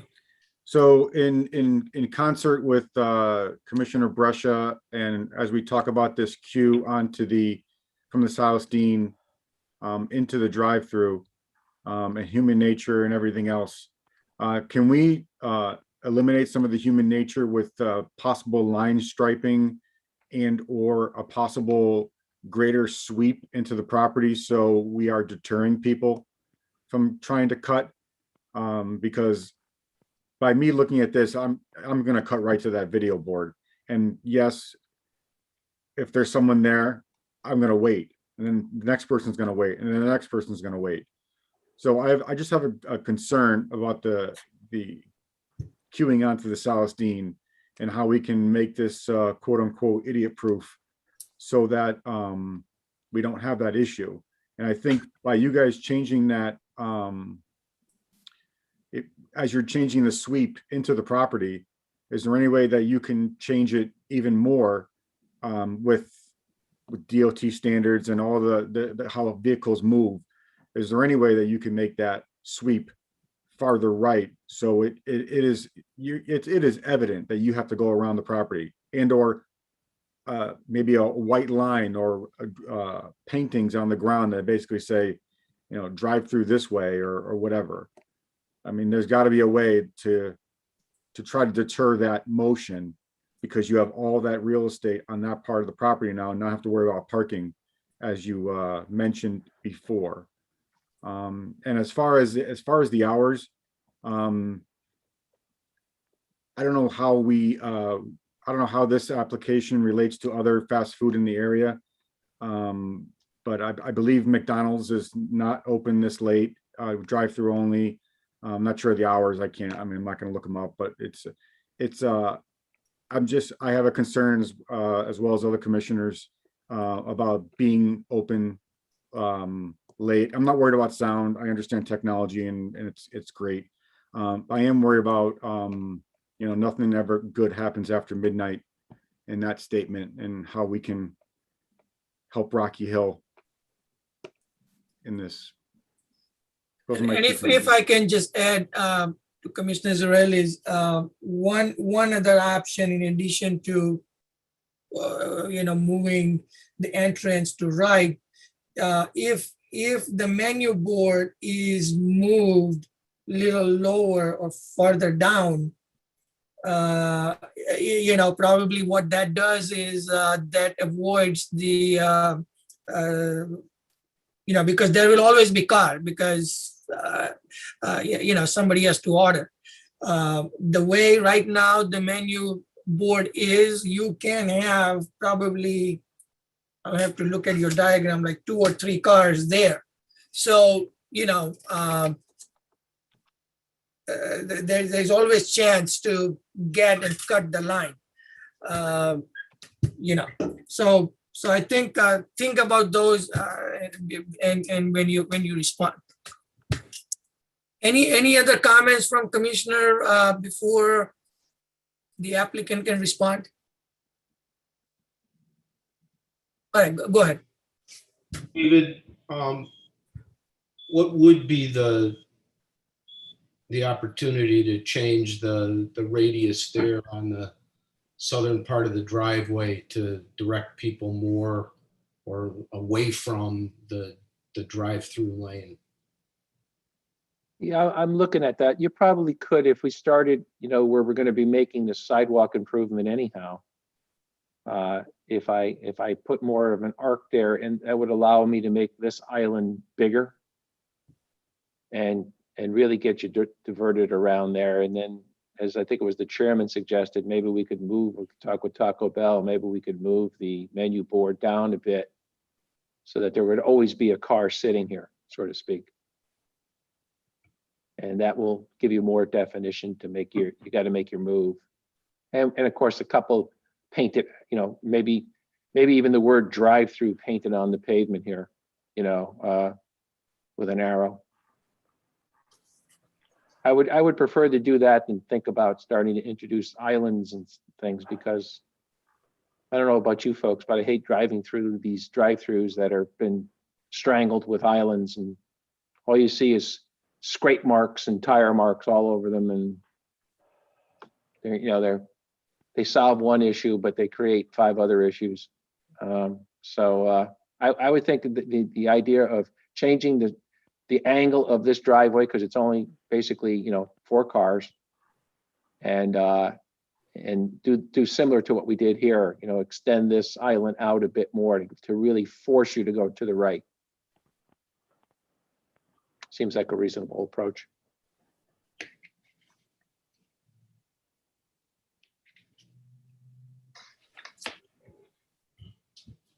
Do you have anything? Do you have any thoughts about operationally where the menu board is located specifically? I don't, that's, Yeah, we can work with that. We can work with that. okay.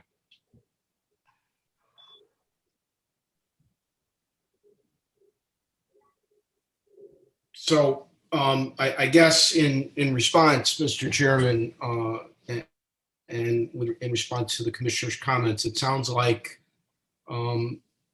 we can accommodate a more canted driveway that would provide much less of an opportunity to feel like you can go ahead and go straight into that line in accordance with what our project engineer has described.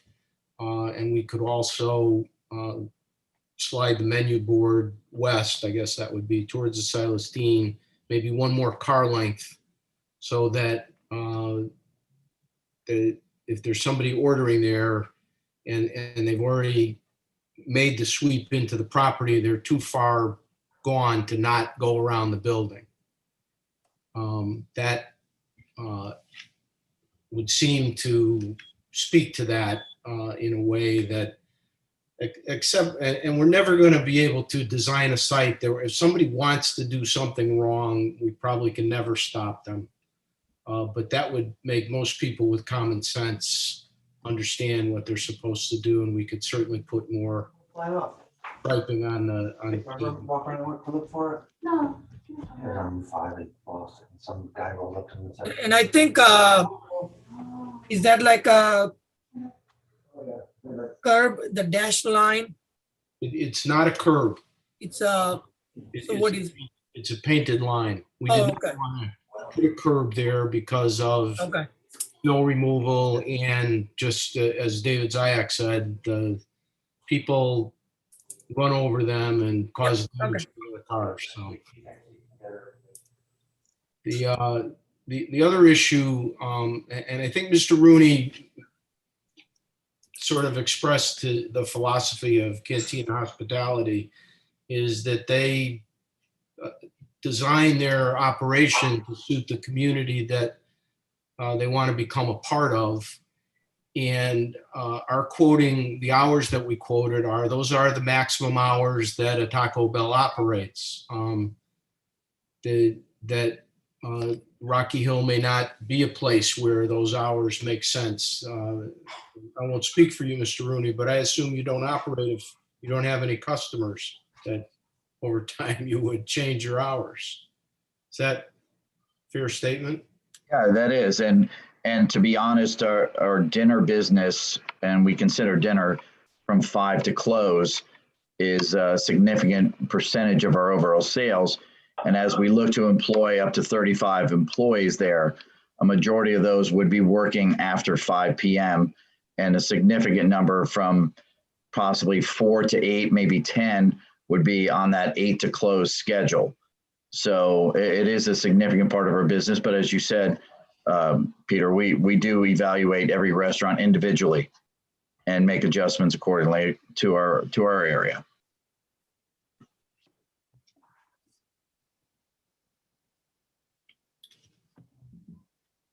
I think that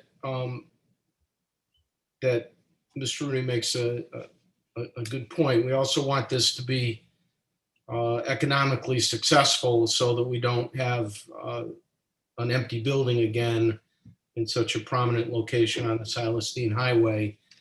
And Cantina Hospitality is extraordinarily experienced in the operation of these facilities, and it understands what it takes to make an operation successful.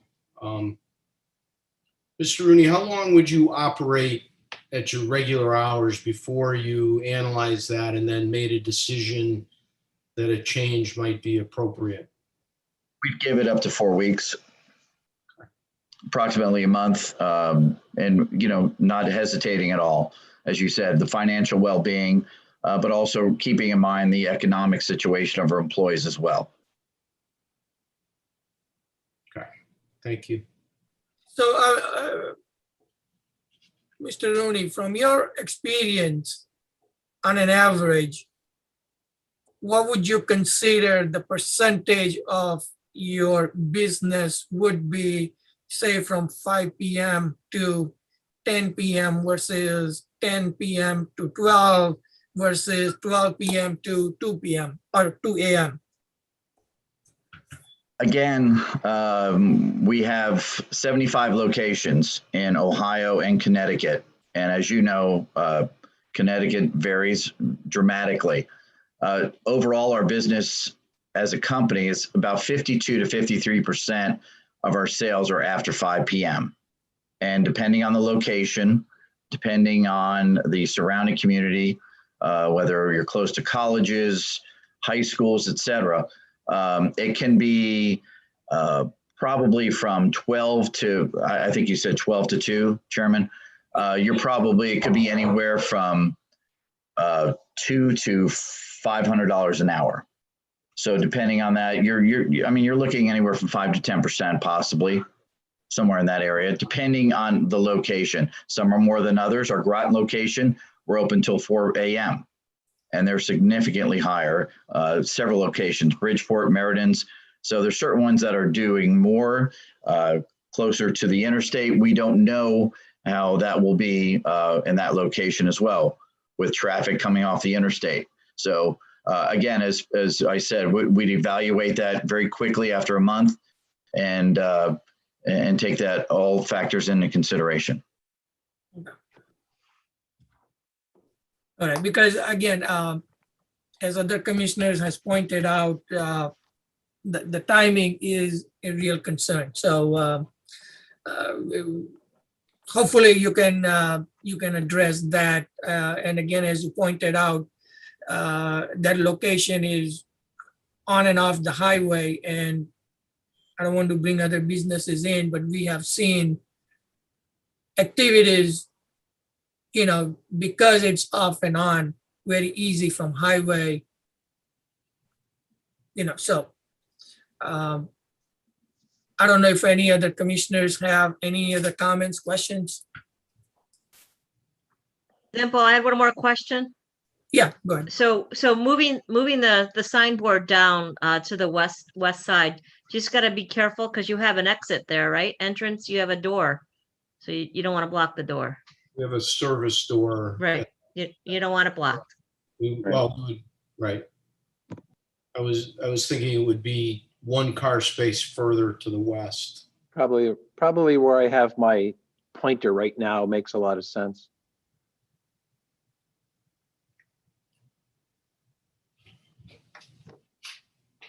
Any other comments? Concerns? If none, can I have a motion, please? Motion to close the public hearing. Thank you. All in favor, close the public hearing? Aye. Aye. Any opposed? Motion passes.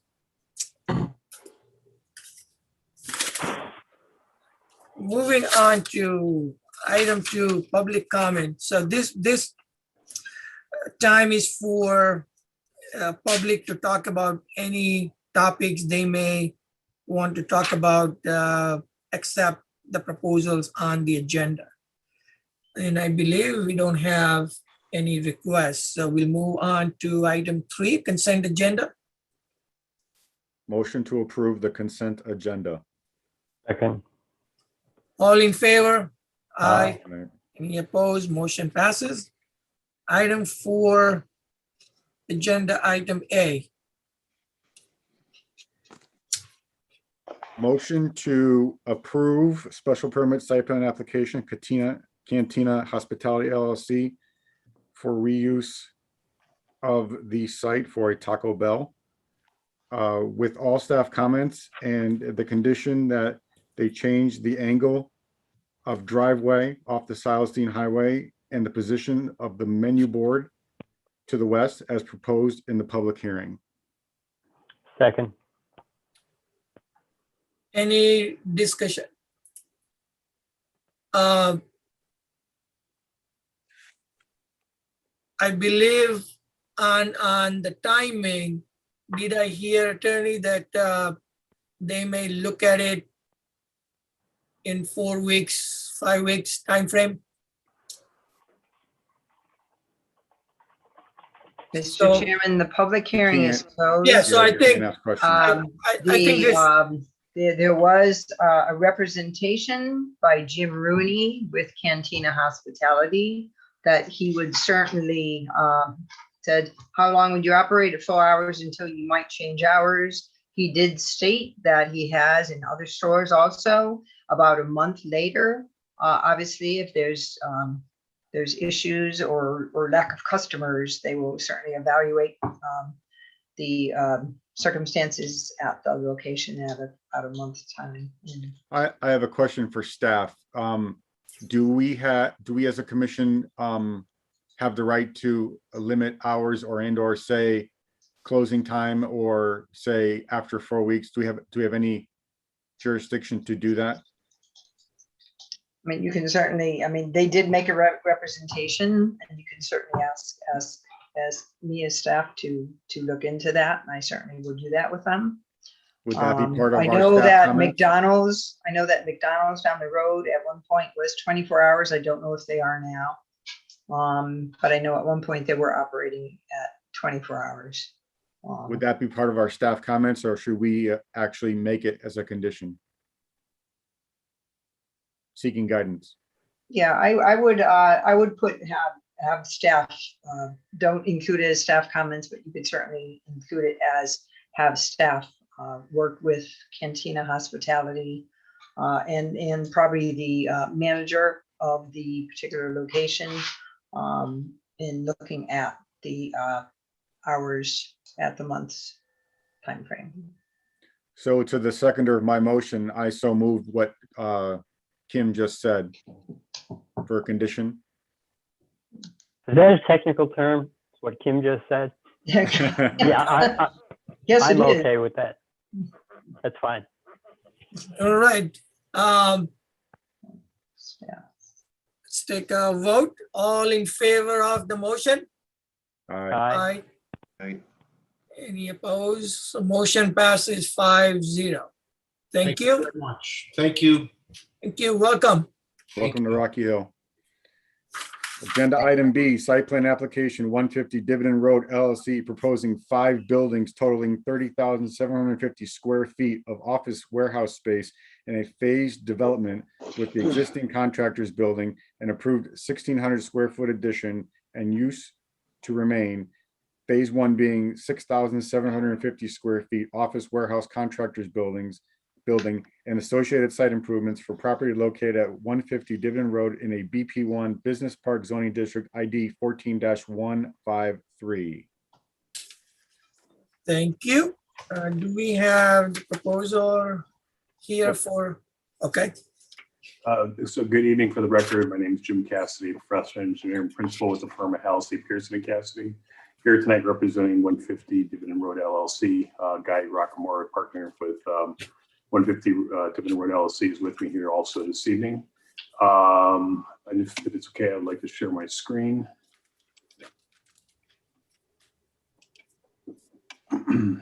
Okay. So we were before you last year for an application for the development of this property. We withdrew that application at that point. I'm just going to briefly go over the whole application again. There's been some minor changes to it, and then take any questions you may have. But the property itself that we're referring to, again, the address is 150 Dividend Road, located along the westerly side of Dividend Road. Let me see if I can get my pointer up here.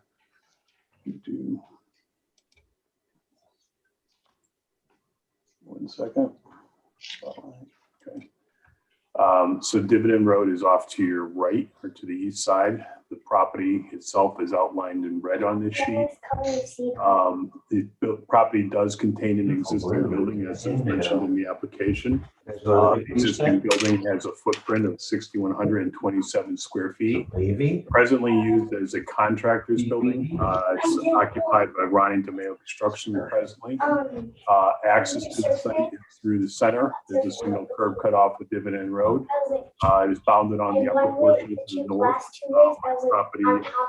excuse me, we are getting some disturbance, please. Can you mute your mic, please? It's Go muted. ahead. Go ahead. Okay, am I okay to go? Yeah. The property to the north is owned by CNJ Partners. It is also a industrial contractors type of business. There's 4 buildings on that property presently. The property on the left or to the west is 2 residential building lots, actually homes at this point. And then off to the bottom or to the south is the Rachel Drive subdivision, which is also a residential subdivision. To the east or the opposite side of the road is 7D Wholesales. The site itself, the front portion is paved. It's utilized as a parking area along the south side of the existing building. The rear portion historically has been used as a contractor's yard. There's a processing area in the back of it. It was formerly owned by Palazzo Construction. The far back or the west side is presently wooded. There's a significant change in grade from this westerly property line to the center portion of the site, about 60 feet difference in elevation from those two. Presently, all the storm drainage runoff, this sheet flows off the site out to Dividend Road. There are no controls for storm drainage runoff. The existing building is serviced by sanitary sewer and public water. I'll note when I go to this next plan, the lighter brown or tan rectangle is the existing building. We were before the commission several years ago. We did receive a permit or approval to actually put in a 1,600 square foot addition. So that's what's referenced in the application. There was a variance at that point granted for that. So that still is in play. That will hopefully be built sometime in the future. When we submitted the application to you last year, the proposal was for the construction of 5 additional buildings on this site, represented by the darker brown rectangles. The first building, building number 1 up here in the front, we'll call it the south easterly corner of the property, is a 6,750 square foot building. At that point, the user we're looking at was going to be a contractor. So we were proposing to do a contractor's yard, which required a special permit. At this point, the user that we're looking for this building is going to be warehousing and distribution, which I believe is the site plan use underneath your regulations. What we're seeking is approval. We're calling it phase 1, which is building number 1 at this point. But we're also trying to plan out for the future. So we're showing the additional 5 buildings. We're anticipating similar type of uses as originally was presented in the original application last year. Each one of the additional 4 buildings has a footprint of about 6,000 square feet. In addition to the buildings, obviously, we'll be rebuilding the driveway. The access, the main curb cut will stay in its existing location, providing a center driveway right up to the center of the site. This center driveway will provide access to several different parking areas, parking spaces in front of each of the buildings, and then additional parking lots between buildings number 1 and number 2 here, and then a larger parking area to the rear of the property or to the west of the property in front of building number 5. As warehouse distribution, the requirement, we need to provide a total of 79 spaces. On the site plan at this point, you're looking at a total of 98 spaces, 5 of them being handicapped. The big change from last time, other than the use, is if you originally take a look at building number 1, we did not have a parking area in front of it. The prospective tenant would like to have some parking in front of the building. If you go back to the original site plan, you can actually see there is an existing parking lot out there right now. So that parking lot would be in the same location, although it would have to be regraded and reconstructed to provide appropriate access to the building. The buildings themselves would still be very similar to the existing building on the site. There would be a split-face concrete block building. This would particularly be building number 1. So this faces off to Rachel Drive. This would be the north face of the building number 1. So it'd be a series of overhead doors and a couple passage doors, but it all face internally into the main access drive. So all 5 of the buildings will all face towards that main access drive. You wouldn't be seeing this from the perimeter. This would be the east face of the building. So this is actually the face that is facing out towards the road. So it's a split face concrete block, somewhat colored to match the existing building. There'll be a hip roof with architectural grade shingle on the roof itself. Last time there was some questions about utilities. Storm drainage, as I mentioned, presently, the sheet flows off the site right out into Dividend Road. I think there's one catch basin right here at the driveway, or actually two catch basins at the driveway. One's in a depressed swale. It really doesn't pick anything up. This one here is the only one that really picks up anything. Eventually conveys into the joint drainage system in Dividend Road. As part of the development of this, we're going to build a main storm line through the main access drive. Each one of the buildings would be discharged through an underground infiltration system, promoting groundwater recharge for each of the roof leaders of the building. And then those underground infiltration systems, any high level overflow would tie into the drainage system along the main access drive. We did prepare an extensive stormwater drainage model as part of this application, and we find that post-development, we should see no increase in flow coming off this site. In addition to the catch basins that are going to be constructed along this main line, all the catch basins would be deep sump catch basins of 4-foot sumps with hooded outlets to collect any floatables that would be in the runoff that enters into the system. In addition to, there will be a main sanitary lateral brought down through the main access drive. Each one of these buildings would tie into that sanitary lateral and then connect into the existing sanitary lateral out in Dividend Road. We'd also be bringing water service in, extending a 2-inch lateral. We do not need fire protection for these buildings. We just need potable water for any small restroom that we have in them. So all we would need is a 2-inch line with a 1-inch lateral off that 2-inch line servicing each one of the buildings. In addition to, as part of the prior application, there was a request that we show our location for gas service. Gas service is going to follow right up along the water and sewer, right between the two of them. And also represented on this plan, the orange line is where we're proposing to have our electrical distribution service. We're proposing to tie off this pole at the front southeast corner of the site, bring it underground up to a transformer up in this location, and then feed individually into each of the buildings. The front building, we're going to try to get permission to tie right off the pole and then back into this building. But ultimately, the appropriate utility companies will have to have their final say as to how they want to provide power.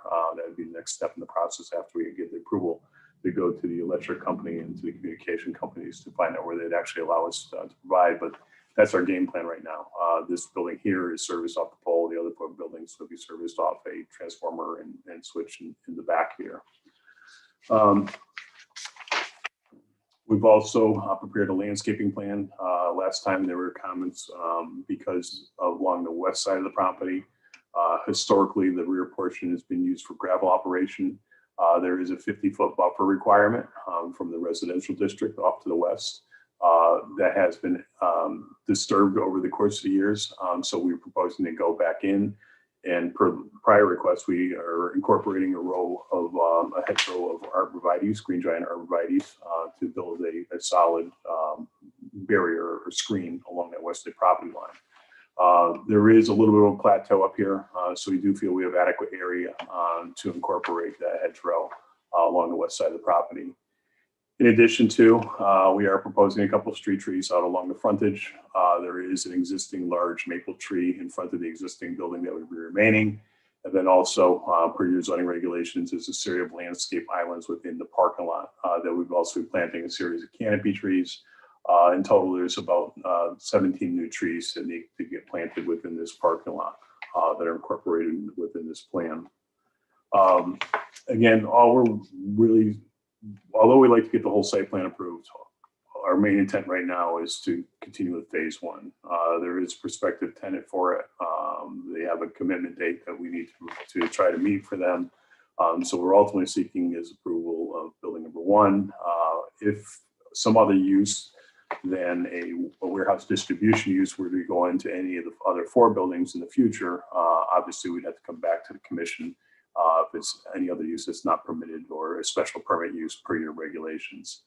I'll also note that we still are maintaining a dumpster location to the rear of the property here behind this building. If we're building phase one, we'll probably have to use a portion of the park lot or one spot or a couple spots in this park lot as a temporary dumpster location until we can build this permanent dumpster at the rear of the property. So with that, I know that you guys have had a long night. I don't want to bore you guys too much. You've seen this once before. So I will gladly answer any questions you guys may have. Okay, thank you. Commissioner Zarelli? I have two questions. If you can go back to that drawing where you just, oh, actually, you can stay there. Yep, no, you can stay right, yep, there.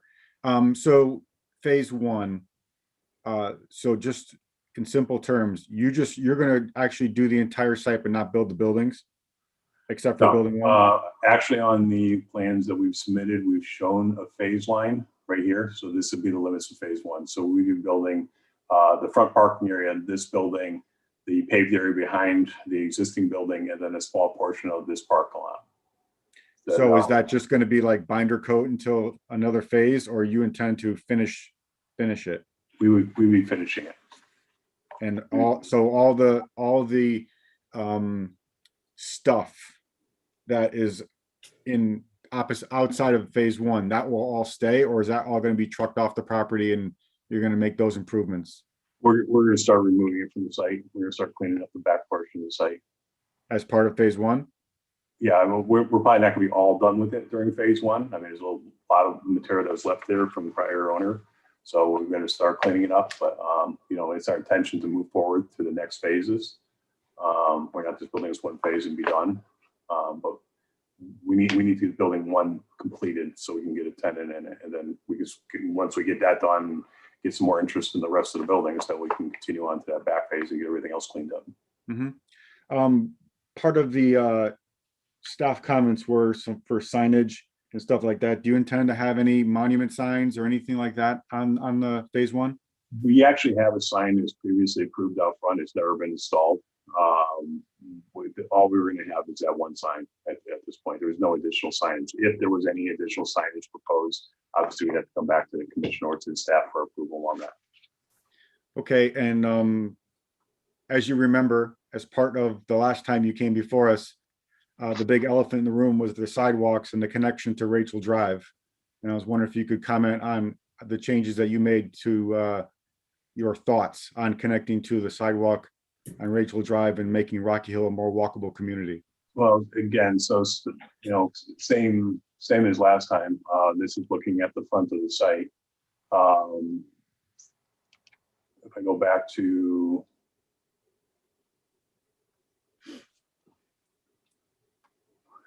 the issue we have is that the only sidewalks in the area are Rachel Drive. There are no other sidewalks. If I go from Rachel Drive all the way up to Pratt Street, the first set of sidewalks is in front of the Ames building, and vice versa, going down all the way down to Old Forge Road, all the way out to 99. There's still no sidewalks. As we mentioned before, unfortunately, it just seems a waste to invest in a section of sidewalk that's going to go nowhere. And our preference not to install the sidewalks along this portion of the property if it's not going to go anywhere. We kind of thought it's promoting, a place to walk in front of this building, but then where do you go from there? Out into the road, someplace unsafe. If there was some kind of master plan for sidewalks, it'd make some time, in this area, it makes sense to do it. But I don't know of any master plans for sidewalks in Divot Road at this point, seeing most everything is developed. So that we're still in the position we prefer not to put sidewalks along the front of this building. I'll stop right there and let everybody else ask questions. All right, thank you. Commissioner Jupal.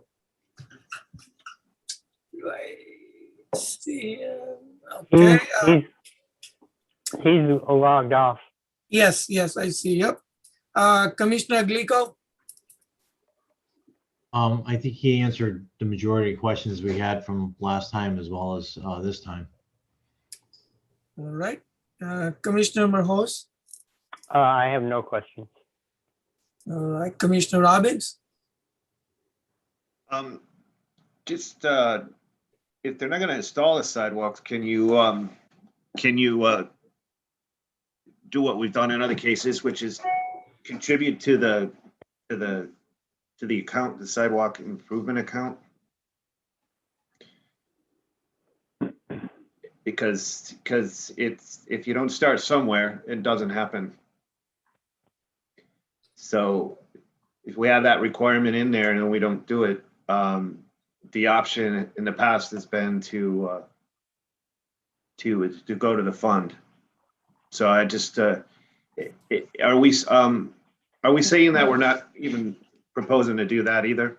I guess that's the question. Could I comment on that if I may? Yes. We have a town ordinance about sidewalks and planning and zoning, and it's a town ordinance. It's not a zoning regulation. Where if someone is proposing a subdivision, and that doesn't necessarily mean a residential subdivision, but a subdivision, any sort, the commission can request this fee in lieu of, or a waiver. That's per town ordinance. That has not been revised. That would take a public hearing before the town council to have that revised. But that would not be able to be done in this case. Okay, It talks about thanks. subdivision. It doesn't talk about non-residential development. Okay, all right, great, that clears that up. Uh, Yeah, I don't have any additional questions, I guess. Thank you, Commissioner Brescia. Excuse me, Kim, does that mean that the sidewalks are required then? Commissioner, yeah. hold on. I'm all set. Oh, I'm you- all set. okay. All right, go ahead. Sorry, Commissioner Glico. I had a question for staff. Can you clarify that? Does the sidewalks need to be, are they required then? I was speaking about a waiving sidewalks, and that's a waiver of sidewalks. You could do a waiver of sidewalks in subdivisions. In our current zoning regulations, if you look at requirements for site plans, or it talks about in our appendix for site plan application requirements, it does speak of proposed sidewalks. And then there was another section in our regulations, I remember that in previous applications, we had talked about, I'm trying to remember where it was. I think 7G, they talked about sidewalks.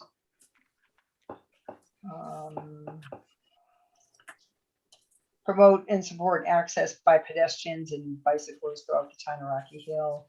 And there's sections in there about sidewalks as well. So, Kim, it's, then I would get to, I know this issue came up as well. Recently, there were plans proposed, and while the site is not completed, site work is not completed, the project to the north, there was a building that had been proposed and approved just on the property to the north. And the worst sidewalks were not proposed at that location, though you had retaining wall locations, slope locations, slope issues and retaining wall issues on that property. But the commission, as recently as 2019, 20 and 2020, did not require sidewalks on that property. So I have, hi. I have always been proponent of the sidewalks. Yes, Mr. You let me finish my comments first, please. Okay. So we have always required sidewalks, and as Kim, you mentioned, the property that was not required had site constraints. You cannot, have a bridge built to put a sidewalk. So that was the reason. There was no other reason for not requiring the sidewalk. And we have repeatedly asked in the past as well from everybody to put the sidewalks.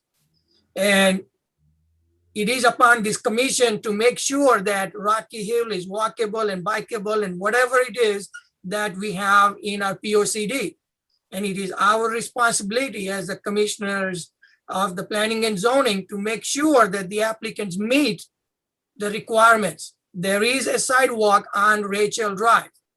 So as and when the new applicants come in from that side of the Rocky Hill, sidewalks will be required.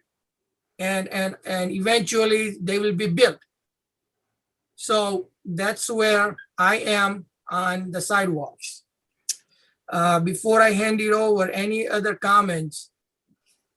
Yeah, can I make one more point about sidewalks? Because I mean,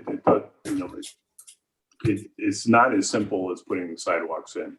The one thing I neglected to bring up, if I can get rid of this, is that when you take a look at the front of this property, this is the grading plan that's included as part of the package. If you're proposing, usually the sidewalks are in the right of way. So the heavy line is your right of way line. So they would be usually about 1 foot off the right of way line into the right of way. You're dealing with a drainage system here in the right of way. There's a catch basin here. And what this catch basin actually does, not only does it pick up the drainage from our site, this catch basin, but there's no drainage in Dividend Road. What happens is there's actually a paved leak off that takes the drainage off of Dividend, brings it into this catch basin and back into the system. So it's not merely just installing sidewalks. It's going to be redoing a section of the drainage system, either relocating this catch basin or building some kind of culvert. If we cross this leak off here, we'd have to build some kind of culvert to continue to have the drainage get into this catch basin or install another catch basin out in the road. So it's not as simple as installation of sidewalks here. It can get a lot more complex in this location. So it's one thing I'd just like to take into consideration. And I think Mr. Rockamore, who's the applicant here, who's been trying to chime in and speak a little bit about it. So Guy, if you want, this is your time to speak. Yep, go ahead. My name's Guy Rockamora, 86 Fox Hill Drive in Rocky Hill, Connecticut.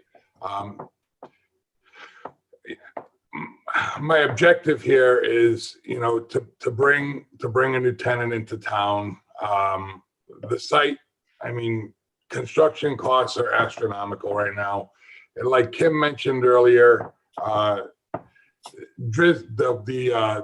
development next door, which is quite larger than mine, got a building approved in the back, and he butts Forest Street all the way, probably a quarter of a mile of Forest Street. And he didn't have to put sidewalks in. He didn't have to put sidewalks in on Dividend Road. His building got approved. I don't understand. My development's smaller, and we're requiring sidewalks. It's going to be a tough area to put sidewalks in. Like Jim had mentioned, there are drainage pipes there and catch basins there, and there's gas pipes out there. It's a commercial area. And like Jim mentioned earlier, we're going to put this sidewalk in. And when I hit the development to my north, the sidewalk's going to stop. So are people going to jump over the berm that the plow trucks leave on the curb to get back into the street and fall on what they're going to consider to be my property and then lawsuits? There's no sidewalks from Rachel Drive, from the corner of my property, all the way to the end of Dividend Road. I have the property at 160 Dividend. There's no sidewalks, which is down across the street from, where Simonides and all that is. There are no sidewalks there. So what we're looking to do here is to have people walk down a sidewalk, dead end the sidewalk, because the property next door is fully developed. They don't need to come before you guys for site approvals anymore. So he's not going to put sidewalks in. So people are going to, I guess, walk down the sidewalk I'm going to put in, jump over a 3-foot berm from the plow trucks and start walking onto Dividend Road. I don't understand it. There are sidewalks on Rachel Drive. I'll give you that. Perfect. People on Rachel Drive could walk around their neighborhood and it's great. You guys want me to put sidewalks in front of a commercial building, trucks going in and out, snow berms there. I don't get it. It doesn't make sense. If you guys want a couple of bucks donated to the sidewalk fund, I have no problem doing that. But doing something that absolutely makes no sense, it just, I can't comprehend it. It doesn't understand. I'm bringing a tenant in. I know you guys don't take tax base and all that into consideration when you make your decisions, but these people are going to have their meetings at the local restaurants. They're going to buy gas here. They're going to buy their lunch here. they might move into town here. I thought I was doing a good thing. And, it seems like everybody's in my pocket. Sidewalks, okay, sidewalks. I mean, it's not the end of the world. If they made sense, I would totally do it. I did 2 houses on Brook Street, just finished them. Did 280 feet of sidewalk there. Okay, the sidewalks don't go anywhere, but yeah, I mean, Brisdale subdivision ties into it. It makes sense. Sidewalks here make no sense. The other thing is Dividend Road has a wider right of way. Most roads are 50-foot right of way. Dividend Road, because years ago it was supposed to be a state road, or was a state road, and it was going to be a main cut through to wherever, Cromwell. That's a wider right of way. So there's 30 feet from the road to my property line. It just, where would the sidewalk? It wouldn't make any sense. It just, I don't understand. I could see if, it made sense, but sidewalks here just don't make sense to me. And I don't mind giving, a few $1,000, making the contribution or whatever. If you guys want to put sidewalks in somewhere else, continue them up Brook Street or whatever, but to put them here makes no sense. People do have sidewalks on Rachel Drive. That's a residential subdivision in the middle of a commercial area. I don't understand it. It's there. They have sidewalks in their neighborhood. They could walk in their neighborhood. Should they be walking on Dividend Road? Should kids be driving their bikes on Dividend Road? I don't think so. And why would we even promote that? So I don't know. That's my take on it. Ultimately, it's up to you guys. But again, if something makes sense, great. If it doesn't make sense, let's try a different alternative. All right, Could I thank make a you. comment? Thank you. Could I- Any comments? Yes, Can I make a comment, please? yes. On the subject of sidewalks, I'm looking at the area. I'm looking at Dividend Street from Old Forge Road all the way up to Pratt Street, and there are no sidewalks. And on the side streets near this property, you've got, I'm sorry, what's the name of the street there? Laurel Road, there are no sidewalks. There are no sidewalks north on Forest Street. So we're talking about putting, I'm not sticking up for Guy Rockamora. He knows that. But we're talking about putting in sidewalks in front of one property when there are no sidewalks anywhere else in the area except for the residential area of Rachel Drive, which I think is a little bit, if we can put in a stipulation to make a contribution to the sidewalks, that's fine. But to have a sidewalk there, it's kind of like that bridge up in Alaska, the bridge that goes to nowhere. There's just nowhere that the sidewalk would go to. But that's my comment. Right. Thank you. Any other comments? I have a question. Mr. Cassidy, you talked about phase 1 and you showed the line on the site plan. What's going to be the lighting for the property? Can you go through the lighting for the property? Yeah, so the buildings, each face of the building will have a wall-mounted light. They'll be dark. That was one of the responses we gave on the comments that were provided to us. So they'll be dark sky compliant, full cutoff fixtures. But one of the beauties of this is the only lights will be on the front of the building that face towards the inside of the site. So there's no disbursement of light. There's no lights along the rear of any of these buildings that spray any light off onto any of the residential properties, either to the west or to the south. Everything would be contained within the center of the site. Nothing sprays beyond the perimeter of the site itself. What will be the access between phase 1 and phase 2 to the rear? Is it just going to be pavement to gravel, or is there going to be any type of gravel road back there so you can keep on working on the rear? How is that going to work? It will remain as a gravel road. So it's going to go from binder to gravel? Yeah, from pavement to gravel, just as it does today. What I'd recommend we also do is basically, for the time being, until the back portion gets completed, we put it an anti-tracking ramp, a stone pad, to make sure that our new pavement doesn't get dirty with, the gravel from the rear portion of the property. Okay. I have no further questions. Any other questions, comments? If not, can I have a motion, please? I have another question on the side. Okay. Kim, is there a plan that the town has on what's proposed for sidewalks? I mean, I know we're talking that there's no sidewalks in the area, but isn't there a plan for placing sidewalks? The town engineer does have a sidewalk plan. To my knowledge, Dividend Road is not part of that. They're working right now. Their priority is Elm Street and the curve at Elm Street. So is there like a percentage of linear feet that they actually place a year? They go as far as the dollars will take them. They get a budget, an annual budget, and they plan accordingly, but they plan ahead, obviously. So they set aside money in the budget for sidewalk construction and sidewalk repair. And as I said, the priority this year is Elm Street and making that connection.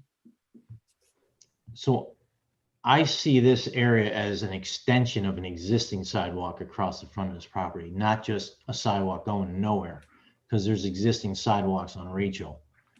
And then the other concern was the cost. If Jim was saying that this is an expensive section, if we don't put sidewalks in now, even if he gave us money in lieu of sidewalks, it wouldn't cover the expense later.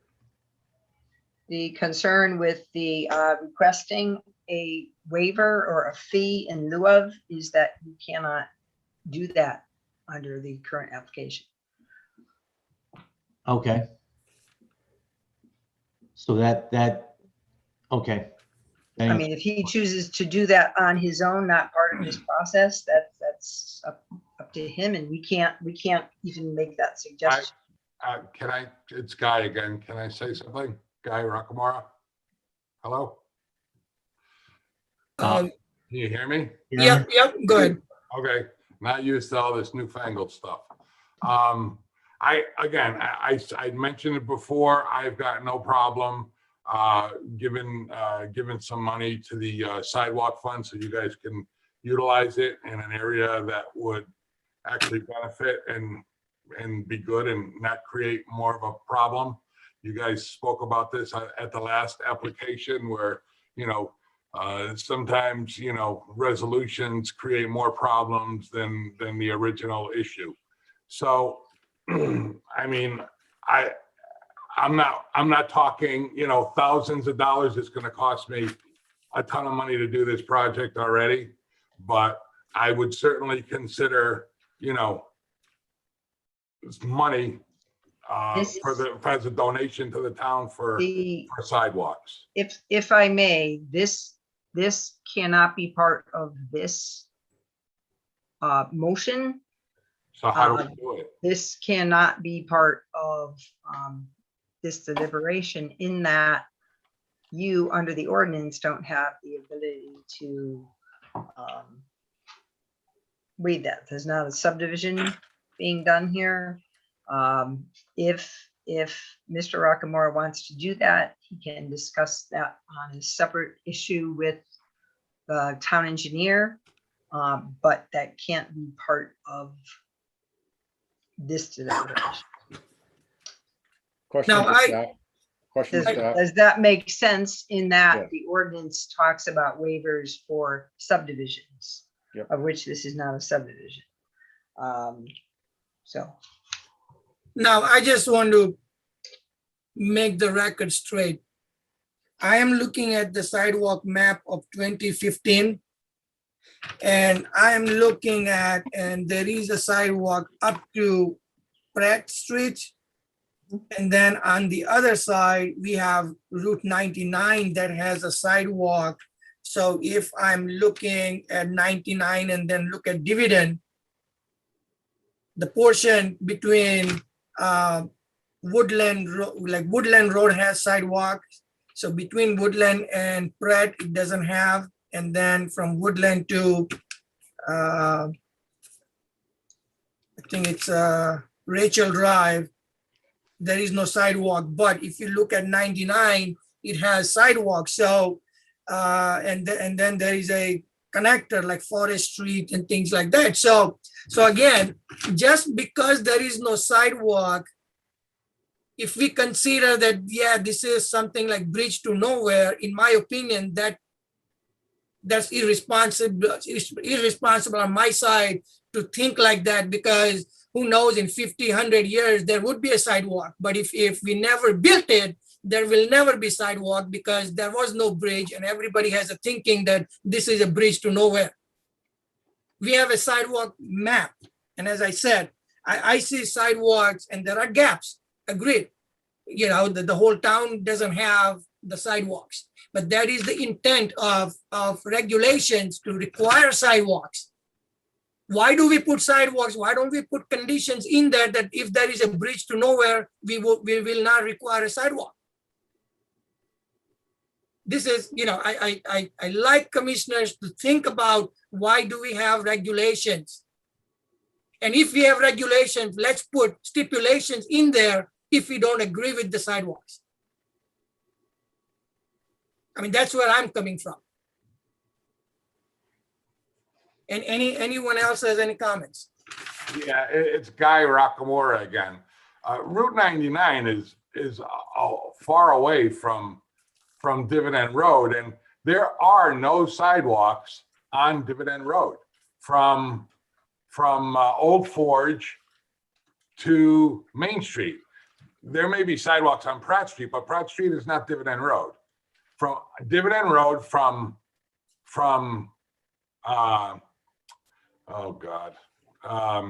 where the sand pits are, that road there, all the way to 99 on Main Street, where the triangle is, in the cemetery, there are no sidewalks. Nowhere on Rachel Drive's a side street. Pratt Street is a side street at the other end of Dividend Road. So again, sidewalks where they make sense, but if they don't make sense, it's more of a hazard, I think, for somebody to walk on a sidewalk and jump out onto Dividend Road. If the sidewalks end at Rachel, then the sidewalks end where Rachel is Dividend. If somebody's walking up the sidewalk on Dividend and they hop over a snowbank because they want to keep going north on Dividend and land in the front of a truck, we're going to say to ourselves, we should have never put those sidewalks in. You just approved a building on the site next door, who has hundreds of feet of frontage on Forest Street, and there's no sidewalks required there.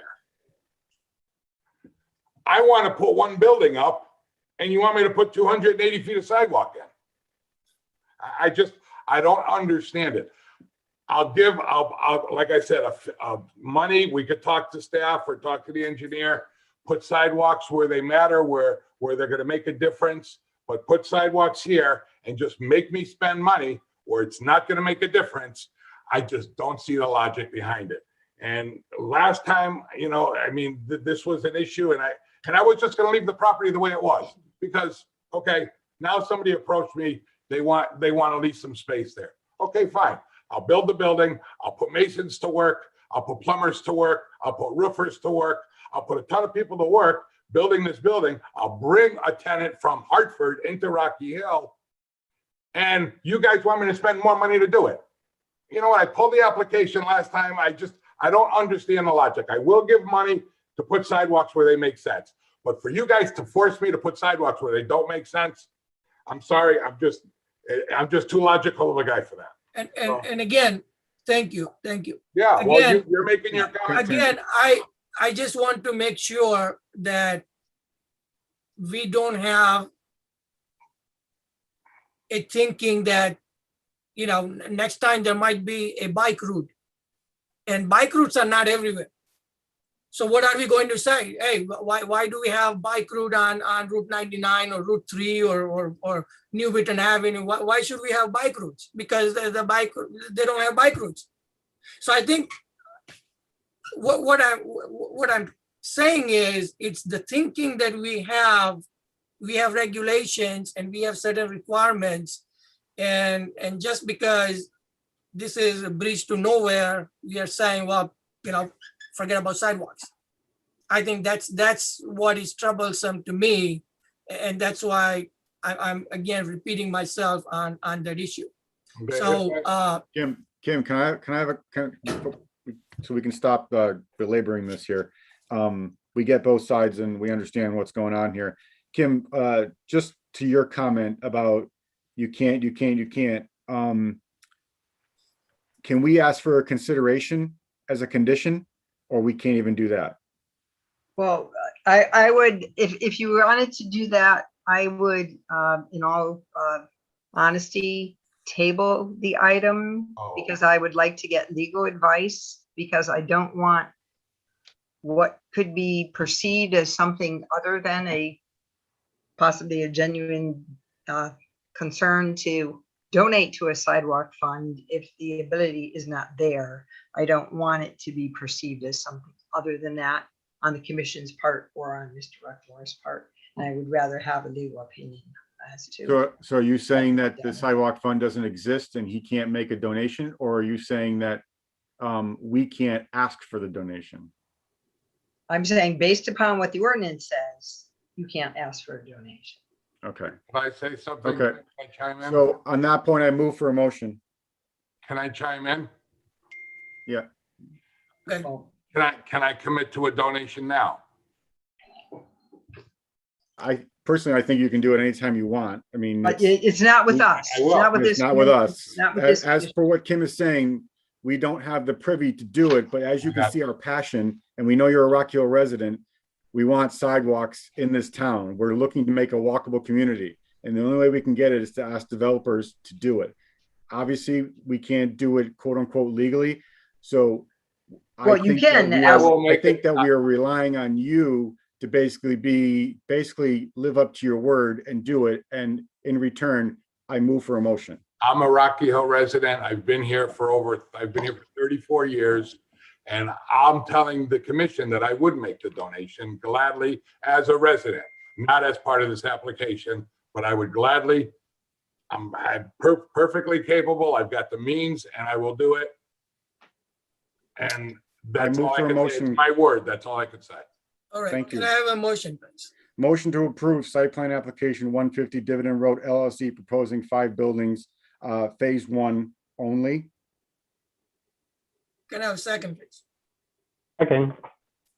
All in favor? Well, should we discuss or do Oh, we have? okay, sorry, any discussion? I made the motion in light of what staff has said about sidewalks. As you know, that we want to be a walkable community, and that's why the passionate debate was there. It was not made to make developers spend money for irrational things. So that's why we kept on driving home the point for it.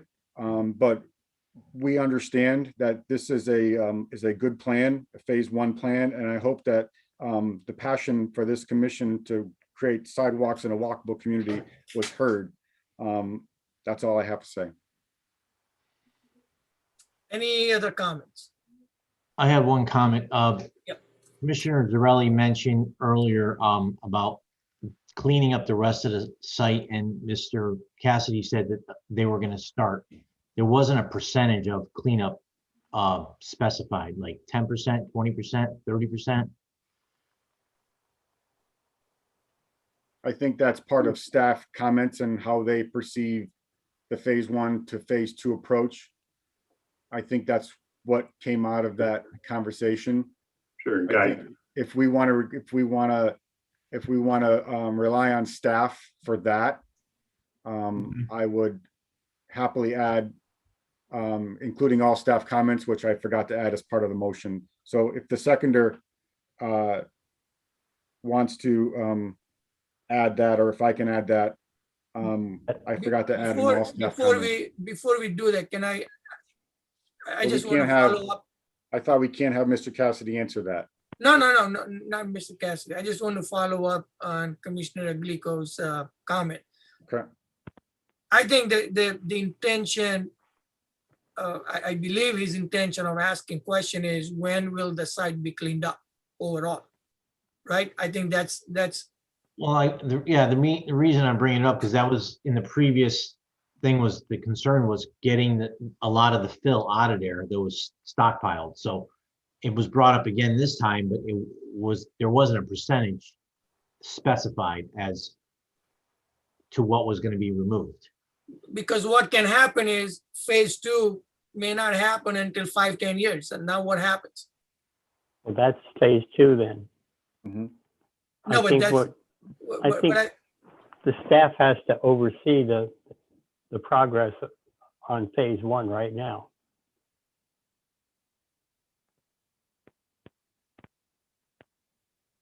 Commissioner Glico, are you asking about the stockpiling and all that that's out there in terms of general cleanup? Is that, Well, I think that's what was discussed at the previous, and that was brought up again. I guess I was expecting to see like a percentage, like, is it just gonna be 10%?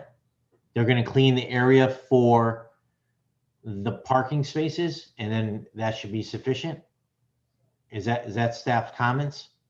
I think the phase 1 approach was to clean up the phase 1 dotted line part of the property and create a means to start working on phase 2, knowing that there is a plan in place for him he has to come before us if to build phase 2 if there's Okay. anything out of the ordinary there. But I think the expectation is, and other commissioners, correct me if I'm wrong, I think the expectation is to, yes, they need to clean up the phase, quote unquote, phase 2, the rear part of the property. And they have a means to exit into the phase 1 property, but they are looking just to do the phase 1 part. Correct. Okay. okay. Any other comments? Move for a vote. Seeing none, I think did you revise your motion? I revised it. The seconder has to approve all staff comments. I approve. All Thank right. you. And I Take a didn't say vote. not what Kim says this time.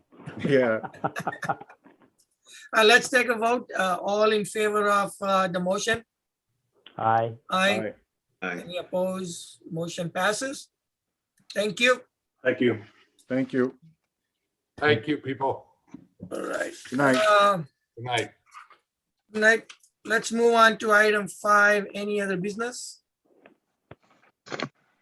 The first thing I'd like to say is that next meeting, which is July 21st, the plan is to move into the town hall for that meeting. I hope and I apologize for the dog in the background, but We bring our own cameras. people are coming home from work, so I apologize for the dog in the background. I can't change that.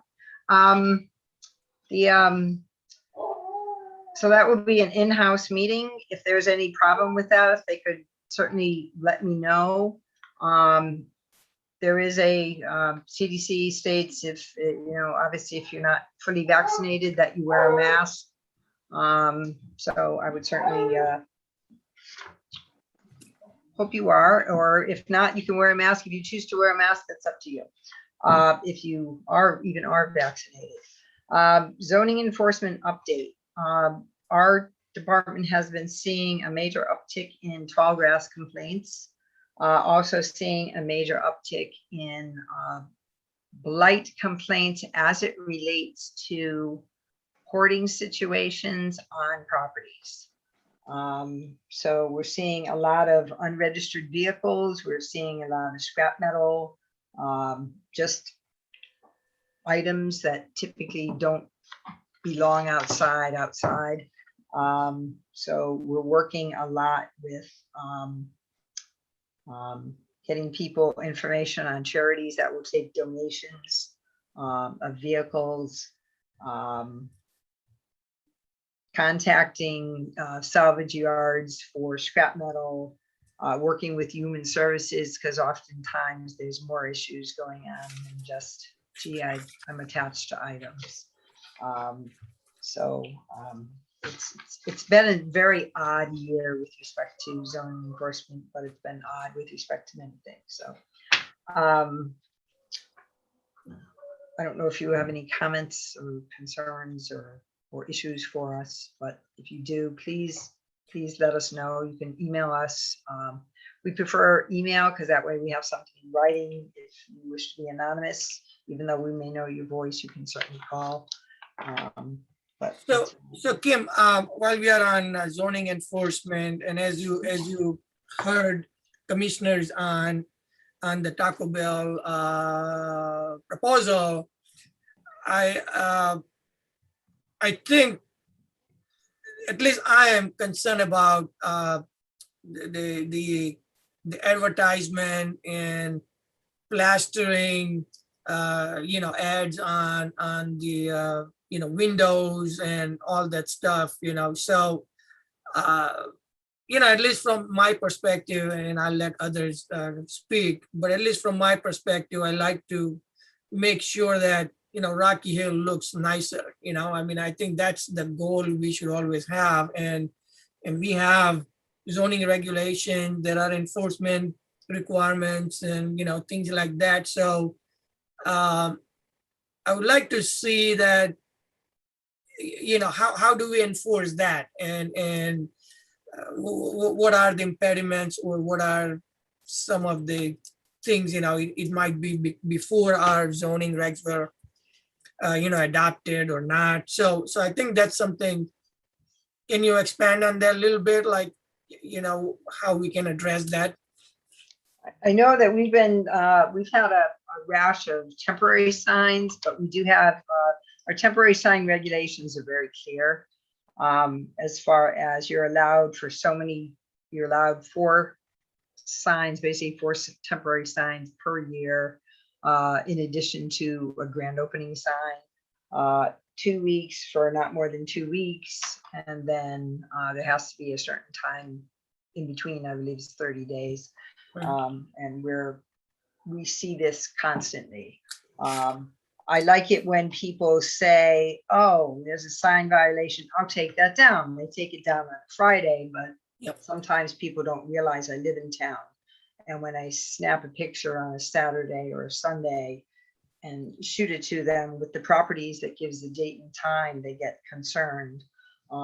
So inspections go on at different times of day. So whether we want to do them or not, I'm just saying that we have the ability to look at things at different times. So if they were approved, you mentioned window signs, if things were approved prior to our current regulations, I can't change that. I cannot change that.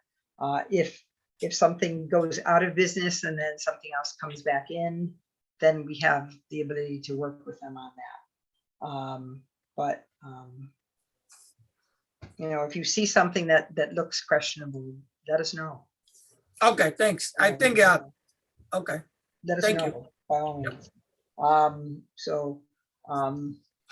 Minor modifications, I don't believe we have any. We have some that are in the works, but I don't believe we have any now. We do have a set of Mylar plans that need to be signed. I put that out there for Dimple and Guy DePoe, which I don't think he's here anymore. But I believe I sent an email out today to that effect. Plan Implementation Committee. Kim, just one clarification on minor modification. That minor modification would not involve sidewalks or signs or anything like that, right? Or it may. Well, when you say a sidewalk, what, a public sidewalk? Yeah. We don't waive. We don't have the ability to waive that. If someone has a plan that's approved with a public sidewalk on the plan, we do not waive public sidewalks. We as staff, we cannot do that. If somebody has a large piece of property and putting up a 8x10 storage shed for whatever, and it could be a commercial property, and for whatever reason, that to me is a minor modification. If it's not affecting, open space percentage, greatly, it's not, affecting lot coverage greatly. Those are the types of things. Or the parking layout, instead of putting our handicap space here, it makes more sense to put it over here. I mean, that to me is more of a minor change. So no. Kim, I have a question about. Plus, what I do is with minor changes, either the chairman or the secretary have to come in and sign something, whether it be a document that goes on the land records or Mylar. It has to be something that's signed, so at least one commission member sees it. So if there's a question, it comes back to the commission. So. Kim, question about the PIC and what we talked about earlier on the last application that we voted on. It seems like we were outside of a subdivision. We're kind of powerless when it comes to sidewalks and trying to expand on them for applications. Does that come out of the PIC committee to try to talk about how to change things, or do we talk about that? How do we go about changing it? Not to an extreme thing, but go about changing it. Well, with respect to the waivers, that's an ordinance. That's an ordinance revision that I've already talked to others about. But that's a town ordinance public hearing. It's drafting language. It's basically 1 or 2 sentences to draft and put before the town council in the hearing process. Then once that gets ratified 30 days after the public hearing is closed, that will take effect. So if you had waived a sidewalk, not on a subdivision, that would go into the fee, into the fund. So if you heard about our passionate responses when it comes to sidewalks, and we understand, the sidewalk to nowhere and all that other stuff. But what do you think the best plan of action is for this commission? Or if it's not this commission, elsewhere, to basically say, if something like this came before us and it was logical to put a sidewalk in front of the property or on the property, but the contractor did not want to, how does this commission or any other commission that it comes before get more power to say, you got to put sidewalks in? Okay, you can make it mandatory in the regulations. They can always waive that through variance processes. You can also change the ordinance, and I would certainly do that. I want to do that anyways. Change the ordinance so if you do waive it, the fund would be, you could waive it and have the money go to the fund.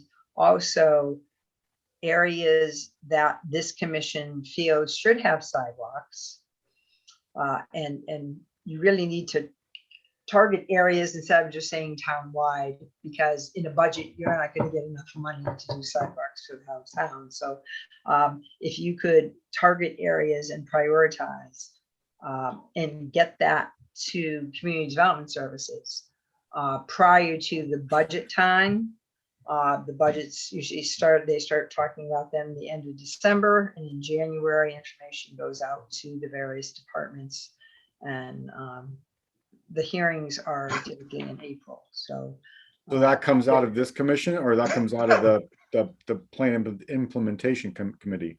That can come out of this commission, that can come out of plan implementation, that can come out of zoning board of appeals, that can come out of economic development. Yeah, I mean, I don't see any restrictions of recommendations for improving a regulation, because that's what we do. So I think we can always recommend. And just to confirm, section 7G development standards, that's where pedestrian and bicycle accommodation is. And the purpose of this regulation is to promote and support access by pedestrians and bicycles throughout the town of Rocky Hill. It doesn't say where road to nowhere or where we don't have sidewalks or it's throughout. So, and that's what I get passionate because we developed these regulations, we approved these regulations, and now we are not sticking to those. So I think that's where my issue comes in. So enough on that. Thank But sometimes logic has to flow. So I understand passion on both sides of this debate, and that's why we need to iron it out, whether it's here, whether it's somewhere else. We just need to iron it out because a developer should be able to come into this town and say, yeah, I got to put a sidewalk in, or no, I got to do this. We shouldn't have a half-hour argument in a zoning meeting about a sidewalk. There should be a clear-cut way that a developer comes in and says, you know what? If I don't do a sidewalk, I got to do this. And that's it. And that's what we need. That's what we need to give us the tools in the toolbox rather than sit for 45 minutes and debate, is it logical to put it in or not? We understand. We all want it. We have it in our subdivision regs, but we need it in that ordinance also. Yeah. And again, I think I understand that, but I think the argument that is, or the justification that is put forth is that this is bridge to nowhere, so I'm not putting sidewalk. That's the problem I have. It's not about not putting it, thinking it logically, and all that stuff. Just I know we're not because going to solve it tonight, but I know we're not going to solve it tonight, but I just wanted to throw it out there that I think we need to look forward on this subject. And as we look at any regulation changes or ordinance changes or whatever, I rely on staff and their expertise on guiding us through this process. And because I think that they understand how passionate we are and how much we're dedicating toward the future of walkability and bikeability in this town. That's all I have.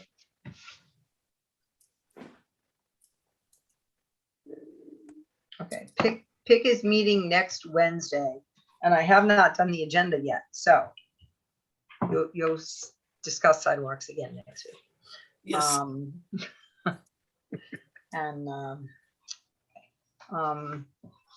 Sandy Kelly will be bringing in a new greenway application also. Legislation update. I haven't gotten a copy of what was signed as the new legislation.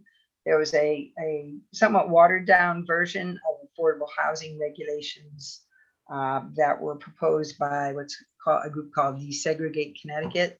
But there are things that we as a commission, actually you as a commission, must do with respect to modifying the zoning regulations. And there's some minor tweaks on accessory apartments, what have you. But there are some things that we're going to have to be doing, and we're going to have to be doing by this time next year, probably. That in addition to our affordable housing plan, which we applied for a grant in round 2, which is first come, first served basis. So we applied for the grant, so hopefully we'll get that, but they did put money in the budget for that also, so.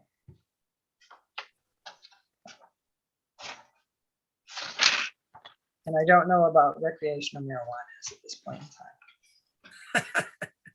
That's So, all right. Item 6, communications. I don't think we had any. All right. Item 7, approve bills. I don't think we have any bills. Not yet. Motion adjourned. Can I have a second, please? Second. All right, all in favor? Aye. Aye. Motion passes. Thank you, everyone. It was a good Thank meeting. you. All right, take care. Take Aye. care. Good night. Good night.